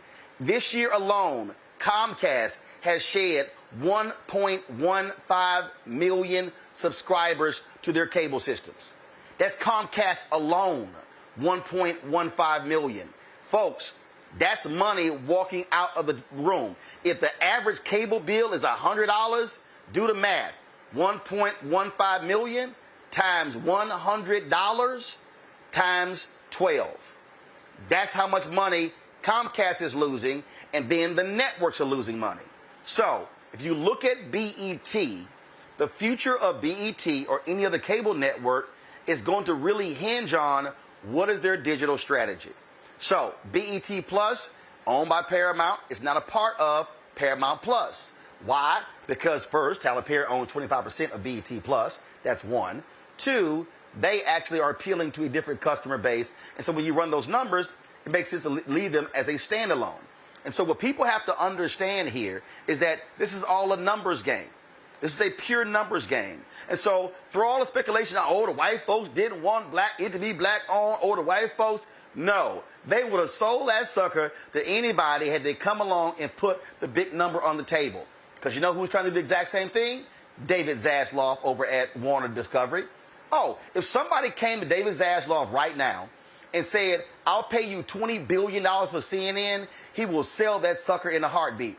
Why? Because he's got $40 billion in debt from the merger between Discovery and AT&T when they took over Time Warner, which now becomes Warner Discovery. And so what I need our people to understand is that this is called the business of the business. Business ain't emotional. Business not dealing with drama. It's dealing with money. And so if you're a Tyler Perry, it's smart not to raise your bid. Why? You see many of the reports out there, they said, oh, they got somebody post, I think the Shade Room posted this stupid post, oh, Paramount got lowball offers. I put on the Shade Room site and say, what the hell are y'all talking about? I said, this is a dumbass headline. They weren't lowball offers. Anybody who bid under $1.5 billion for BET, they were smart because it ain't worth it. It ain't worth what they were asking.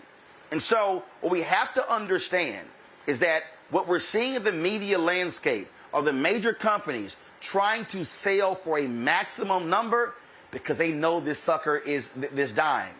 Probably by the middle of next year, late next year, you're going to see your major cable networks literally be at about 50 million subscribers. ESPN was 100 million 8 years ago. There's 74 million today. They're going to be under 70 million. And Disney is already analyzing flipping ESPN to a streaming-only service. And so television as you know it right now is going bye-bye. All of y'all who keep saying, oh, Roland, I can't wait till you get back on television. This is TV. This is TV. This is TV. The game has totally changed. And so for African Americans, from a consumer standpoint, we now have to make a choice. And that is, if we're no longer going to be spending $150 per month for a cable package, where are we now going to spend our money? So we can't keep demanding, oh, we want to see more news and more this and more that. I saw a bunch of people complaining about the commercial load on my Instagram page at BET. We only got too many commercials. Y'all, guess what? BET makes less in ad revenue today than they did 5 years ago. Speaking of ad revenue, if you pull that New York Times story up when BET was sold, in that story from 2001, it said that black-owned media was getting 1% of the advertising dollars. I need y'all to hear what I just said. In the 2001 story in the New York Times about BET being sold to Viacom, that story said black-owned media was receiving, get this, was receiving 1% of all advertising dollars. This is 2023. It is 2 years later. We're at, right now, between 1 and 2%. So if you want to understand also why BET is less valuable, it's because BET has getting a short shrift because they have black consumers. I want y'all to go look at Brett Pulley's book, The $1 Billion Bet, the unauthorized biography of Bob Johnson and BET. In that particular book, he writes that when Mel Karmazin, who was the CEO of Viacom, and Sumner Redstone, who owned Viacom, when they looked at BET, they said that BET was getting $1,500 for a 30-second ad, the same ad MTV was getting for $8,000.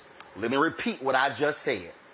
BET was getting $1,500 for a 30-second ad that MTV was getting $8,000 for an ad. Let me go to magazines. Ebony Magazine was getting $20,000 for a full-page ad that Esquire Magazine was getting $200,000 for. So, the advertising industry has said, black people, you are less than white people because we are going to spend less money on you to attract you than we are the white consumer. If you go back to that New York Times article, in the article, Mel Karmazin was quoted as saying, We think that we now can derive more value out of BET because we can sell BET spots at a higher price than they were being sold independently. Run the numbers. They are still black, and they still aren't getting the same value. And so what I want us to do is to understand why the business of the business matters. I want us to understand it's not as easy. People say, well, Tyler should just get with Oprah and launch a network. Oprah launched a network with Discovery. It was 50-50. They spent $381 million their first year. Guess what? Oprah has now sold her equity stake in OWN, and the Warner Discovery owns all of it. I think she maybe kept 5%. Bottom line is they own 95% of it. And so understand, oh, Magic launched a network. No, he didn't. Magic don't own Aspire. Okay, white-owned company owns Aspire. Bounce was never black-owned. You had a small percentage of black people who owned Bounce. It was a white guy who owned it, and he sold them to Scripps. And so really, when you talk about who's black out there who owns a network, yeah, you got TV One, okay, or a publicly traded company. You got Didi with Revolt. But the reality is you do not have, you got the Africa Channel. Of course, you got Byron Allen on his companies. But you do not have as many as people think. So I need our people to understand when we're out here just throwing stuff out and just saying do this and do that and we need this. But every black person who says we need this, my question to you is, will you support it? Because see, here's what I found to be interesting. It's a whole bunch of black people. Matter of fact, let me pull it up. If I look at right now, if I go to my Instagram page and I see 6,516 people who liked my Instagram post about Paramount not selling BET, and I see 495 comments, I guarantee you, if I ran a check on the names of the people liking this, I could probably guarantee less than 5% of the people who follow me who liked this post actually contribute to this show. So when I go down the line and people say, we need this and we need that and we need this and we need that, are you going to support those who are providing what you say we need? I'm going to go to the break, come back with my panel, and discuss this further. You're watching Roland Martin Unfiltered on the Black Star Network. When you talk about blackness and what happens in black culture, you're about covering these things that matter to us, speaking to our issues and concerns. This is a genuine people-powered movement. There's a lot of stuff that we're not getting. You get it, and you spread the word. We wish to plead our own cause. Too long have others spoken for us. We cannot tell our own story if we can't pay for it. This is about covering us. Invest in black-owned media. Your dollars matter. We don't have to keep asking them to cover our stuff. So please support us in what we do, folks. We want to hit 2,000 people, $50 this month, raise $100,000. We're behind 100,000, so we want to hit that. Y'all money makes this possible. Check some money orders. Go to P.O. Box 57196, Washington, D.C. 20037-0196. The Cash App is $RM Unfiltered. PayPal is R Martin Unfiltered. Venmo is RM Unfiltered. Zelle is Roland at RolandSMartin.com.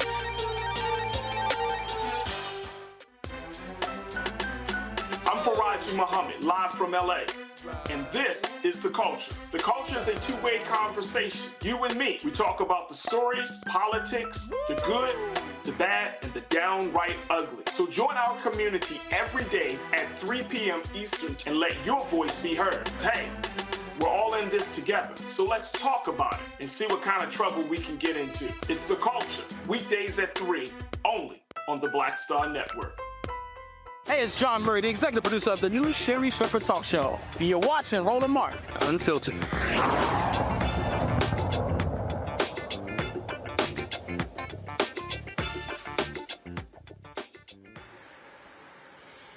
All right, welcome back to Roland Martin Unfiltered here on the Black Star Network. Greg Carr, I want to start with you.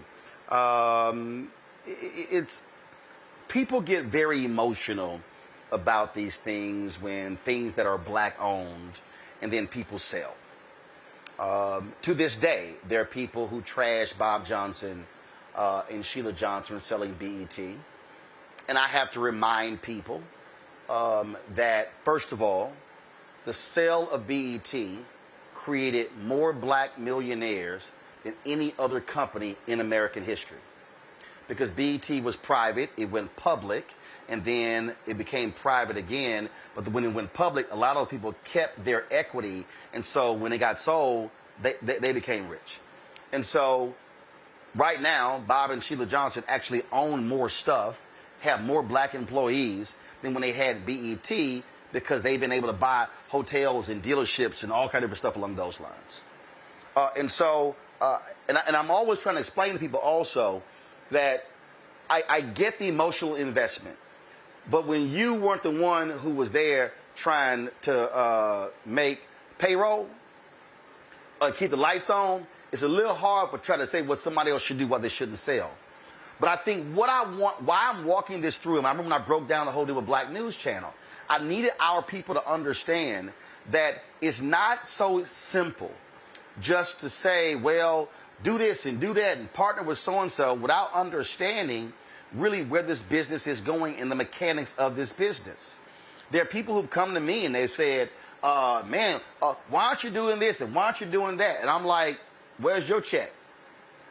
Because it's real easy to say what should be done unless you're the one who has to finance it. Because I know for a fact that in the first year of this show, it was negative $391,000. I used my speaking fees to keep the show going. I know what I personally gave. I know exactly what that number was because that was my money. And so when we talk about even this, if you are a Tyler Perry, and the New York Post had a story in June saying he wasn't going to increase his bid. It was a great story, and it was a smart deal. Because his whole deal is, I'm not going to pay for your mistake. It's smart business. I need more of us to understand the business of the business and not the emotion of the business. Yeah, Roland, of course, I don't think there's anybody, and certainly if anyone could say that they understand the ins and outs of media business as well as you do, that's the best they could aspire to. Nobody's going to understand it better. Black, white, or polka dot. And you consistently walk us through these things, and it helps us understand this. I will confess that I have no investment in black millionaires at all. I think I agree with Kwame Nkrumah here on Marcus Garvey's birthday, interestingly enough. And Nkrumah, influenced by Garvey, but he said, the presence of millionaires in a society is no evidence of progress. In fact, it might be evidence of structural inequality. So, but that having been said, listening to you and understanding, how you have moved through the world at great sacrifice and deep investment, my question to you really is about how we penetrate the hearts and minds of our people so that we can have a little bit easier time to organize. We know that the civil rights movement, the long black freedom struggle, was undergirded by the black press, by black radio, by trained black journalists, and the platforms, for lack of a better term, in that period, the Pittsburgh Courier, the black radios, the Chicago Defender. Black people looked to them for news and for information, for guidance, for opinion. And here we are in a media platform where I was just reading, it's interesting Bob Johnson mentioned sports, just reading about the disintegration of the Pac-12 and how this is all a bidding war over content because people will watch sports, and they have turned a little bit from professional sports. The NBA has a contract coming up, and they're looking at these college leagues for content they can mine for profit.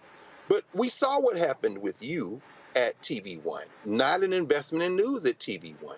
We remember the days of Bev Smith and Ed Gordon at BET and the turn away from that. To now we got Tyler Perry with the same show with different names, whether it be the Oval or whatever, Brothers and Sisters, all them scripted. The dumbing down of Black America parallels the dumbing down of America. That's why these hillbillies will go out there and claim that Donald Trump won the election. My question to you is, what do you see as the future and the strategy for news and information in a moment in American and world history when we need it now more than ever? What role? How does the Black Star Network? How does independently owned? How does that fit in this landscape? Mm-hmm. So I'll unpack it this way, because you called it the dumbing down, but it's actually not. It's actually the demand for that type of content. Here's what I mean by that. Mm. And I'll ask Lauren and Candace this because they are two Black women. How many of you, Candace and Lauren, how many of you know highly educated, highly compensated Black women who love the Real Housewives shows and Love and Hip Hop? You trying to get us in trouble, Roland? No. All you gotta say is, I know something. But that is a niche market that does not accompany the particular demographic you described. Actually, it is. Let me explain to you why. Let me explain to you why. It's because of these two right here. When Greg's brother says on our promo, "Bring your eyeballs home," wherever Black eyeballs go, that's where the industry goes. Let me explain this. If you pull the Nielsen report, Black people, I need everybody listen to what I'm about to say. Black people watch more TV than any other group in America, and it ain't even close. Our television consumption exceeds an average work week. Black consumers literally watch, listen to me clearly, Black consumers literally watch more TV than a 40-hour work week. That's how much TV we consume. If you look at daytime television, if you want a successful daytime show, all you have to do is capture the Black demo. You capture that, then you pick up a few white folks and others, you have a successful show, you make money.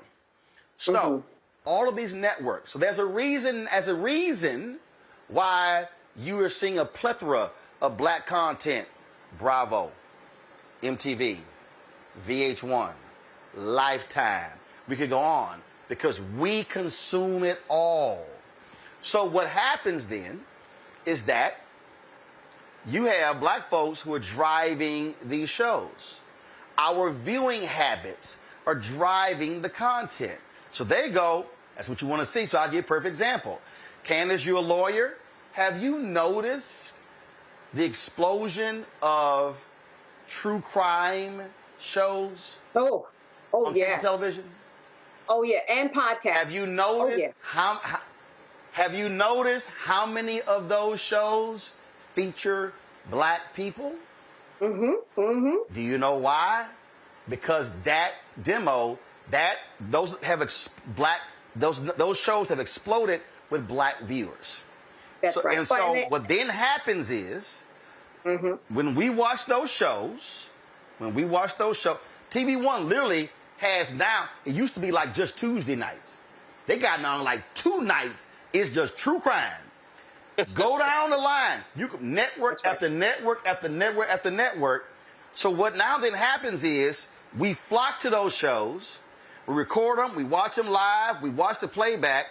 Advertisers spend crazy money on that, and then they go, they're not watching that stuff over there.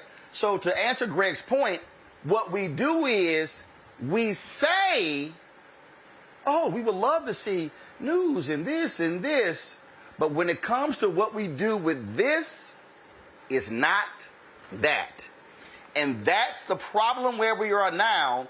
And then when something happens, we then go, why didn't anybody tell me about that?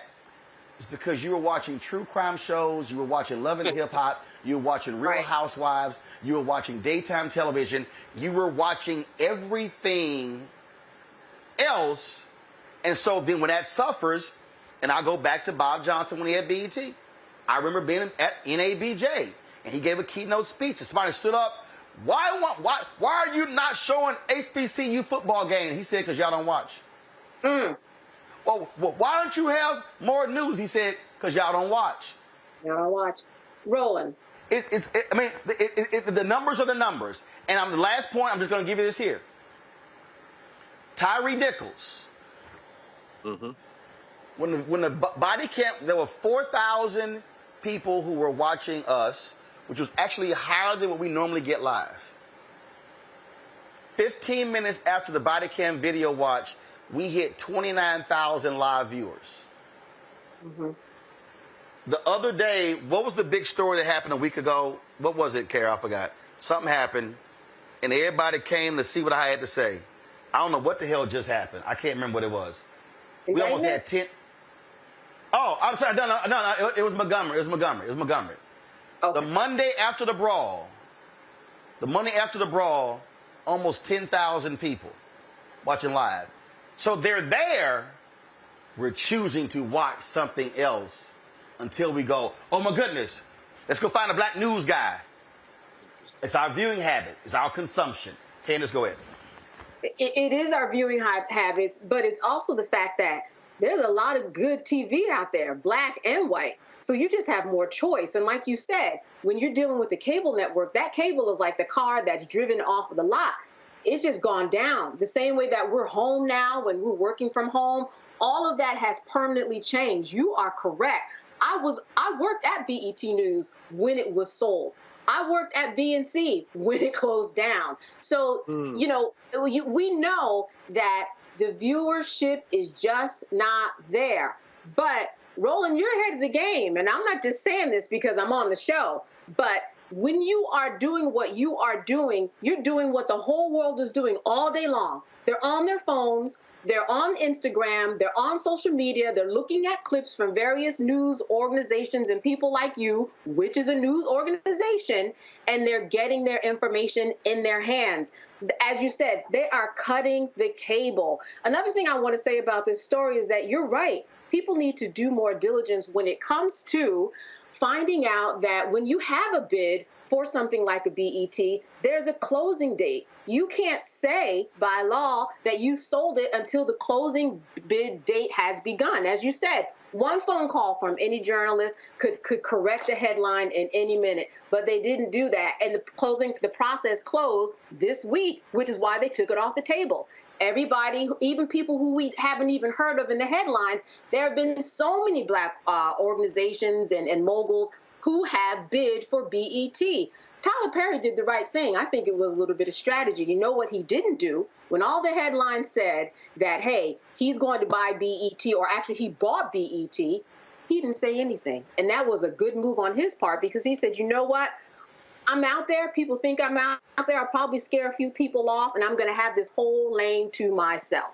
So all I'm saying is that everything But they also couldn't say. They also couldn't talk because, frankly, there's an NDA process. Bottom line is, you can't be out there just talking. Remember, it's a publicly traded company. So it was. But again, there were people, Lauren, who were saying, "Well, you know, why didn't Tyler refute these lies?" I was like, because he doesn't need to. Call out the liar. I'm telling you, what drives me crazy, and I will say this, Lauren, and I got no problem. It pissed me off when I saw an NMPA writer write up a story saying Tyler Perry bought BET based off of a tweet of Rolanda Watts. And I was like, who the hell even allowed that story to even, who hit send? And this is the fundamental problem that we're seeing, Lauren, in black-owned and black-targeted media.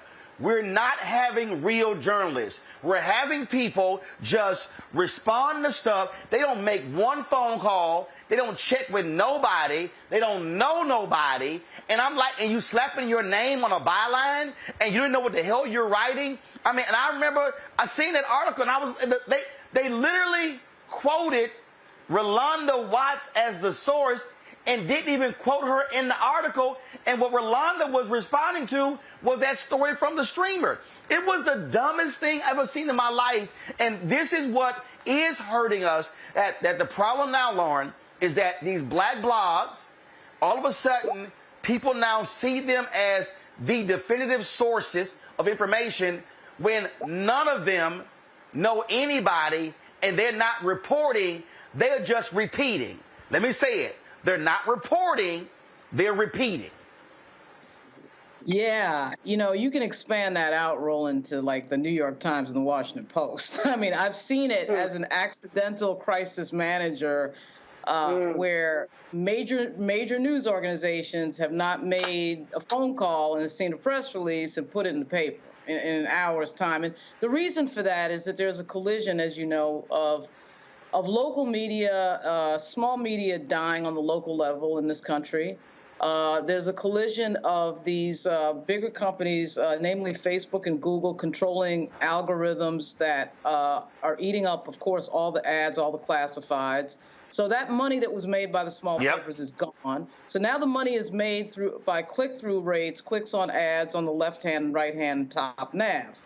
So what happens then is that truth and accuracy in journalism dies because speed to get that SEO, to get that traffic hit, to get something on there as quickly as possible of high controversy is of great value. So nobody is checking the facts. I mean, I have seen this. I have lived this.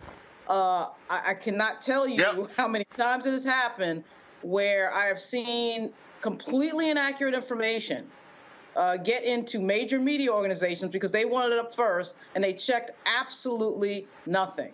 Okay, so there's that. Where the money is being made is on the clicks, and when the money is being made on the clicks, nobody cares about the facts. Nobody cares about the truth. And I know a lot of people who try to deny that in the news industry. They are fooling themselves. They're lying to themselves. One of the reasons we got Donald Trump was because CNN kept putting him on again and again and again because he was making them ratings, he was making them money. Okay? So, I mean, that is just right out there. The other thing is, I mean, to your other point with regard to the future of the business, I mean, I don't know about you, but I spend most of my time now on YouTube. And the reason I spend most of my time on YouTube is usually because I'm trying to learn something about something I'm trying to figure out, or because someone on YouTube is analyzing something that I care about at a deeper level than any of these corporate media companies. Of course, that includes this show, but there's other shows that will take one topic and analyze the hell out of it. And corporate media won't even touch the questions of something a lot of times, much less actually report on it. So that's why you see cable getting cut. This is why you see this discussion by Bob Iger about selling ABC. You see the discussion at CNN about selling CNN, because nobody's going to be watching this stuff because they're not even brave enough. They don't have the courage enough to have some of the discussions that need to be had in our society. That they just ignore. They just pretend they're not there. There's so many examples of that. So, I mean, even things like the Michael Irvin case or the, who's the dude that's in Creed that got accused, and now it's turning out that whole story is starting Jonathan Majors. Right, John Majors. Yeah. That's turning out to be nonsense. You see, the corporate media wants that story because it's controversy, it gets clicks. So you see Rolling Stone and Variety trying to keep the story alive, and you see people on YouTube deconstructing it. And they're deconstructing it in a way that the big media outlets should be deconstructing, and they're losing, and they're going to continue to lose because the truth has a certain power. People know the truth when they hear it and they see it, and they will gravitate towards it. The bigger problem, though, is these social media companies with these algorithms that are giving us nonsense and lies and allowing that to happen and blow up and go crazy. I mean, that's a huge problem. Yep. So Greg, so here's where we stand, and where we stand is this, and it is one, that I fear. And I literally, just so people, I'm on a text chain with a number of prominent civil rights folks, pastors and others. And literally, when I posted last night about the BET sale, what I talked about was what we were seeing. And I talked about the misinformation. I talked about how the billionaire right-wingers stopped arguing about the New York Times and the LA Times and CNN and CBS, and they said, we're going to fund our own ecosystem. So this thing is not just Fox News and not just conservative talk radio. It literally is Breitbart, the Daily Caller, the Daily Signal, the Daily Wire. It's the plethora. It's PragerU. And what they've done is, and so they figure it out. They say, wait a minute. If we focus on the news and information, and that's what they're driving. And so what's happening is, on the progressive black minority side, you see a fixation with entertainment. Mm-hmm. On the right, you see a fixation with news.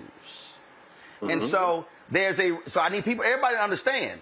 I've had more brothers come to me, man, I got a great idea for a sports show. We're not doing one. Man, what are you talking about? I said, it's a plethora of sports already out there. Oh man, I got a great entertainment show. We're not doing an entertainment show on Black Star Network. For what? I said, if I do one, it's 3, 4, 5 years away. I said, because there's a plethora. That's a deep pool over there.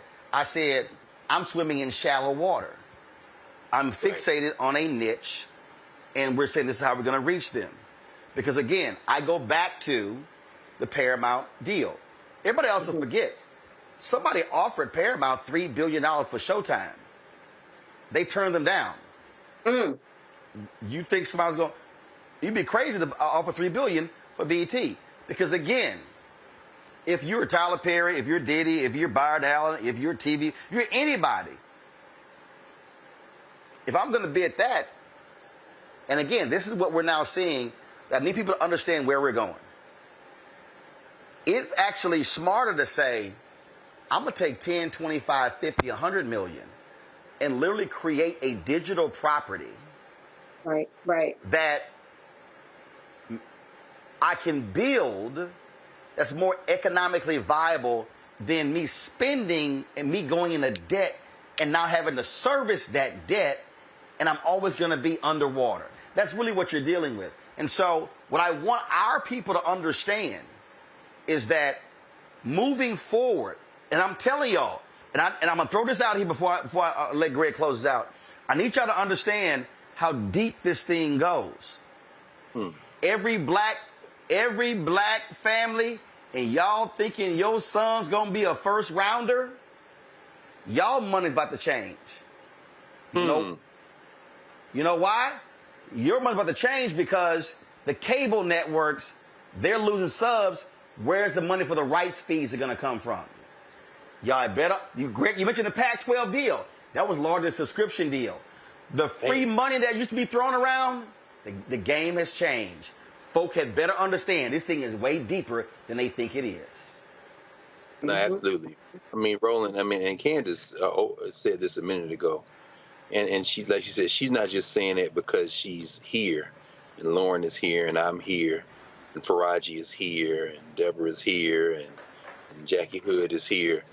She's not just saying that because Reese is here. And, the Black Star Network is doing something that is, in the teaching profession, we call it God's work.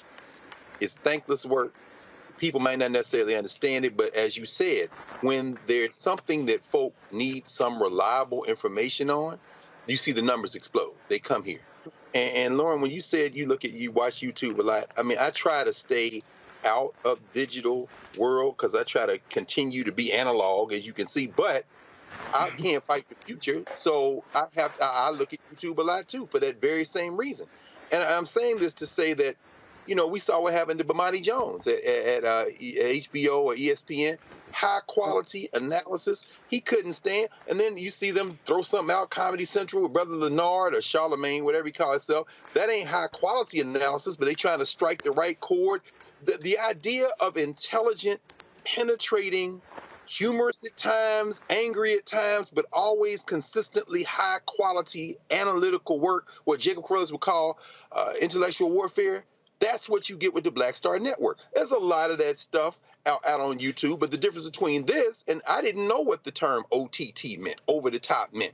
Roland, you've built out a platform now that's not just YouTube, not just Facebook, not just Instagram, but literally its own platform and channel. And when folks subscribe, when folks hit the likes on YouTube and help try to drive the algorithm, that's extremely important, but you're not just relying on that. You've built out the entire network. And as Candace said, you're ahead of where these people are trying to go. Now, I said I didn't care about millionaires, but I will make an exception to that. Let me make an amendment to that. I care about millionaires and billionaires if they're going to do what the Ed Blooms of the world do, what the Murphys of the world do. In other words, I'm going to give you $100 million, Heritage Foundation. I'm going to fund you, Sarah Fisher, to attack affirmative action. I'm going to create a whole ass fake organization called SFFA and wipe out affirmative action. If we're going to have some black people line up to do that, and I'm not saying that Robert Smith hasn't invested, he gave some money to the New York Times for the 1619 project, and that's beautiful. But that ain't that, bruh. You need to get that money to the Black Star Network because the New York Times going to be fine. This is what it comes down to. When you approached me and said, bro, would you consider perhaps doing a show? Would you write a treatment? The thing that came to mind was, I said, what I don't see is, and I'm only saying this by comparison because people know the name Charlie Rose. We don't have a black Charlie Rose, so let's do the black table. I'll put that content up against anybody doing anything, anywhere. And I'm not saying that because it's me. I'm saying that because people come into the Black Star Network and they expect to be engaged, they expect to be elevated, and when authors and lawyers and doctors and critical people of any racial background come through the Black Star Network, they come away with, this is the level of quality that I am glad that I got to participate in because this is the type of education that's going to help our people. You've got to support it. Why? Because our billionaires ain't writing checks like this. The white billionaires, the white nationalist billionaires are strictly just funding this thing cold-blooded. Moms for Liberty, funding this thing cold-blooded. And when they do that, they are able to penetrate and raise this to the level that they need. I'll end with this. We don't have that kind of money, but we do have people. And if everybody do a little, nobody has to do a lot. If we would simply invest in this platform, you would see the whole thing open up. And you know how we know? Well, they might be stingy on the ad revenue. They may not want to advertise with you, but guess what? They love money more than any other principle they have. That revenue will come to the Black Star Network, and then they'll start trying to tear it down. But by then, they'll realize the reality is when we all support it, you can't tear it down. But this is a critical moment. We're at an inflection point. And this story tonight about BET, this story allows us, again, to reinforce the fact that you've got to support this independent platform, not only because it's black, but because it is of the highest quality. And when you need to know, you can rely on this, and you prove it every time you think you need to know something. You come here. Understand. And the reality is this here. You can run all of the entertainment stuff that you want. But you know what? When January 6th happened, folk were like, what we gonna do? When Trayvon killed, when George Floyd murdered, we can go down the line. What I need our folks to understand, I got no problem with entertainment. I watch all sorts of shows. But if you think for a second that I'm gonna walk around uninformed, you got another thing coming. And I'm telling you, and I'm gonna say it again to everybody who's watching and listening, Black America, we are going to rule the day when we are asking somebody else to tell our story. Now, matter of fact, you know what? You know what? I have not said this publicly, but I'm gonna go ahead and say this. Uh-oh. When I was at now I'm about to give y'all something, and listen, straight up. And I would love for the current leadership of BET to prove me wrong. When we were in Atlanta covering Melanie Campbell's grassroots organizing an event in Atlanta. This was, May? Was it May? It was April or May. I ran into a sister, and she said, I'm so glad to meet you. She said, I know so much about you. And I was like, really? She says, yes. She says, after the death of George Floyd, she said, the leaders of BET came to me and said, it's time for us to do a news show. And she said, I ran the research. And she said, we did exhaustive research. We studied day parts, we studied shows, we studied other networks, we looked at radio, we looked at newspaper, we looked at podcasting. She said, we studied demographics, 18-24, 24-35, 35-44, 44-54, 55 plus. And she said, after we ran all the metrics, she said the research came back, and the number one person they said, Black America said they wanted to see host a news show on BET was you. She said it was you. She said Charlemagne was on the list, and she said, and then when Comedy Central launched his show, she said they're using my research. That's what she told me. And she wasn't dissing anybody. She just said, but I just want you to understand, you came in number one. She said, and it wasn't close. There was no one close to you. And I said, that's interesting. I said, that's interesting. Because I know Scott Mills, the CEO of BET, and he never called. I know Connie Orlando, who's the exec there. She never called. I said, I know the sister she was running, well, it's escaping me right now, was running, Amy Dubois Barnett. She was over digital. I used to work with her when she was at Honey Magazine. Never called. She said all the top execs got the research. I said, interesting. Now, y'all know last year BET launched a monthly magazine show. Yeah. Now, I've seen it, but it's a monthly. Y'all, it's too much stuff happening with black folk to focus on a monthly, and most of those folks you see come from actually CBS. Why am I saying all of that? Because that's it's a perfect example. They did all the research, and Black America said, we want to see a show with Roland, and they never called. So why did I launch this? Because I was not going to sit at home and wait for somebody to call me and give me permission to talk to y'all. The future of Black America cannot hinge on somebody else deciding who should speak for us. We will not prosper as a people if 15, 20 years from now, we're having to ask non-black owned outlets, can you please, pretty please, cover our people? Yes, we got here today because of Frederick Douglass and the North Star, Ida B. Wells Barnett, Claude Barnett, got here because of Robert Sinstadt, because of Robert Abbott, John Sinstadt, because of A.I. Scott, because of the Pittsburgh Courier, because of Jet and Ebony and Simeon Booker and Lerone Bennett, and we can go on and on. We got here because of the black press. That's who covered us. I'm telling y'all right now, Black America in the 21st century cannot and will not prosper if the people who we are relying on are focusing on hair and beauty and makeup and entertainment and sports and fashion. None of that will liberate Black America. And so, I will say it, I got no problem. I do hope that Tyler Perry is the one by BET. Why?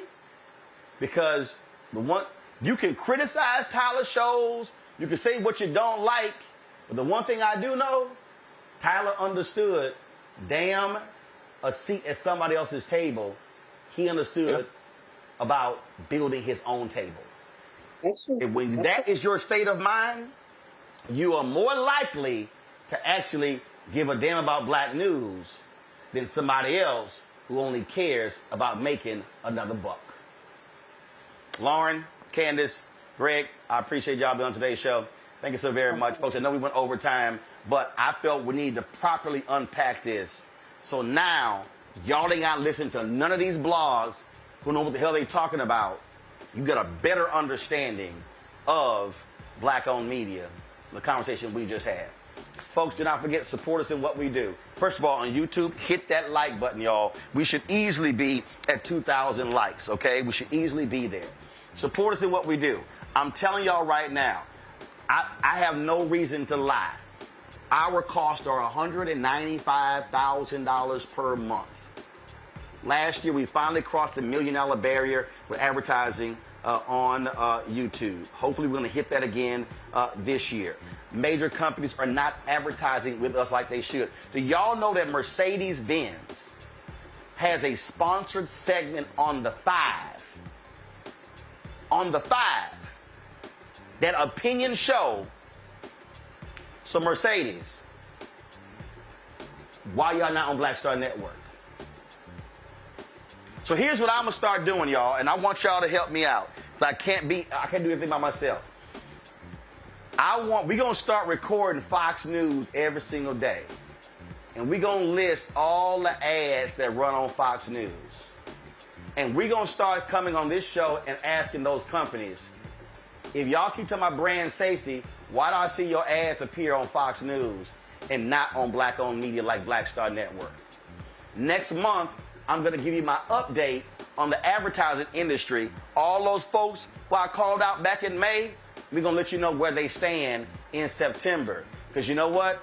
They're getting ready for their 2024 budgets, and let's see if black-owned media is in it. But in the meantime, we need your support. Send your check and money orders, P.O. Box 57196, Washington, D.C., 20037-0196. Cash App, $RM Unfiltered. PayPal, R Martin Unfiltered. Venmo is RM Unfiltered. Zelle, Roland at RolandSMartin.com. Roland at RolandMartinUnfiltered.com. Download the Black Star Network app. Apple phone, Android phone, Apple TV, Android TV, Roku, Amazon Fire TV, Xbox One, Samsung Smart TV. And, of course, be sure to get a copy of my book, White Fear, How the Browning of America is Making White Folks Lose Their Minds. Available at bookstores nationwide. Get your copy on Amazon, Barnes & Noble, Target, Books A Million. Download the audio version on Audible. Folks, that's it. I'll see you tomorrow right here. Roland Martin Unfiltered on the Black Star Network. We going to keep doing what we do. Keep it real, keep it black, and keep it unfiltered. Holla! Folks, Black Star Network is here. Hold no punches. I'm real revolutionary right now. Support this man, Black Media. He makes sure that our stories are told. Thank you for being the voice of Black America, Roland. Stay black. I love y'all. All momentum we have now, we have to keep this going. The video looks phenomenal. See, there's a difference between Black Star Network and black-owned media and something like CNN. You can't be black-owned media and be scared. It's time to be smart. Bring your eyeballs home. You dig? Pull up a chair. Take your seat. The Black Tape. With me, Dr. Greg Carr, here on the Black Star Network. Every week, we'll take a deeper dive into the world we're living in. Join the conversation only on the Black Star Network. Hi, I'm Dr. Jackie Hood Martin, and I have a question for you. Ever feel as if your life is teetering and the weight and pressure of the world is consistently on your shoulders? Well, let me tell you, living a balanced life isn't easy. Join me each Tuesday on Black Star Network for a Balanced Life with Dr. Jackie. We're all impacted by the culture, whether we know it or not. From politics to music and entertainment, it's a huge part of our lives, and we're going to talk about it every day right here on The Culture with me, Faraji Muhammad, only on the Black Star Network.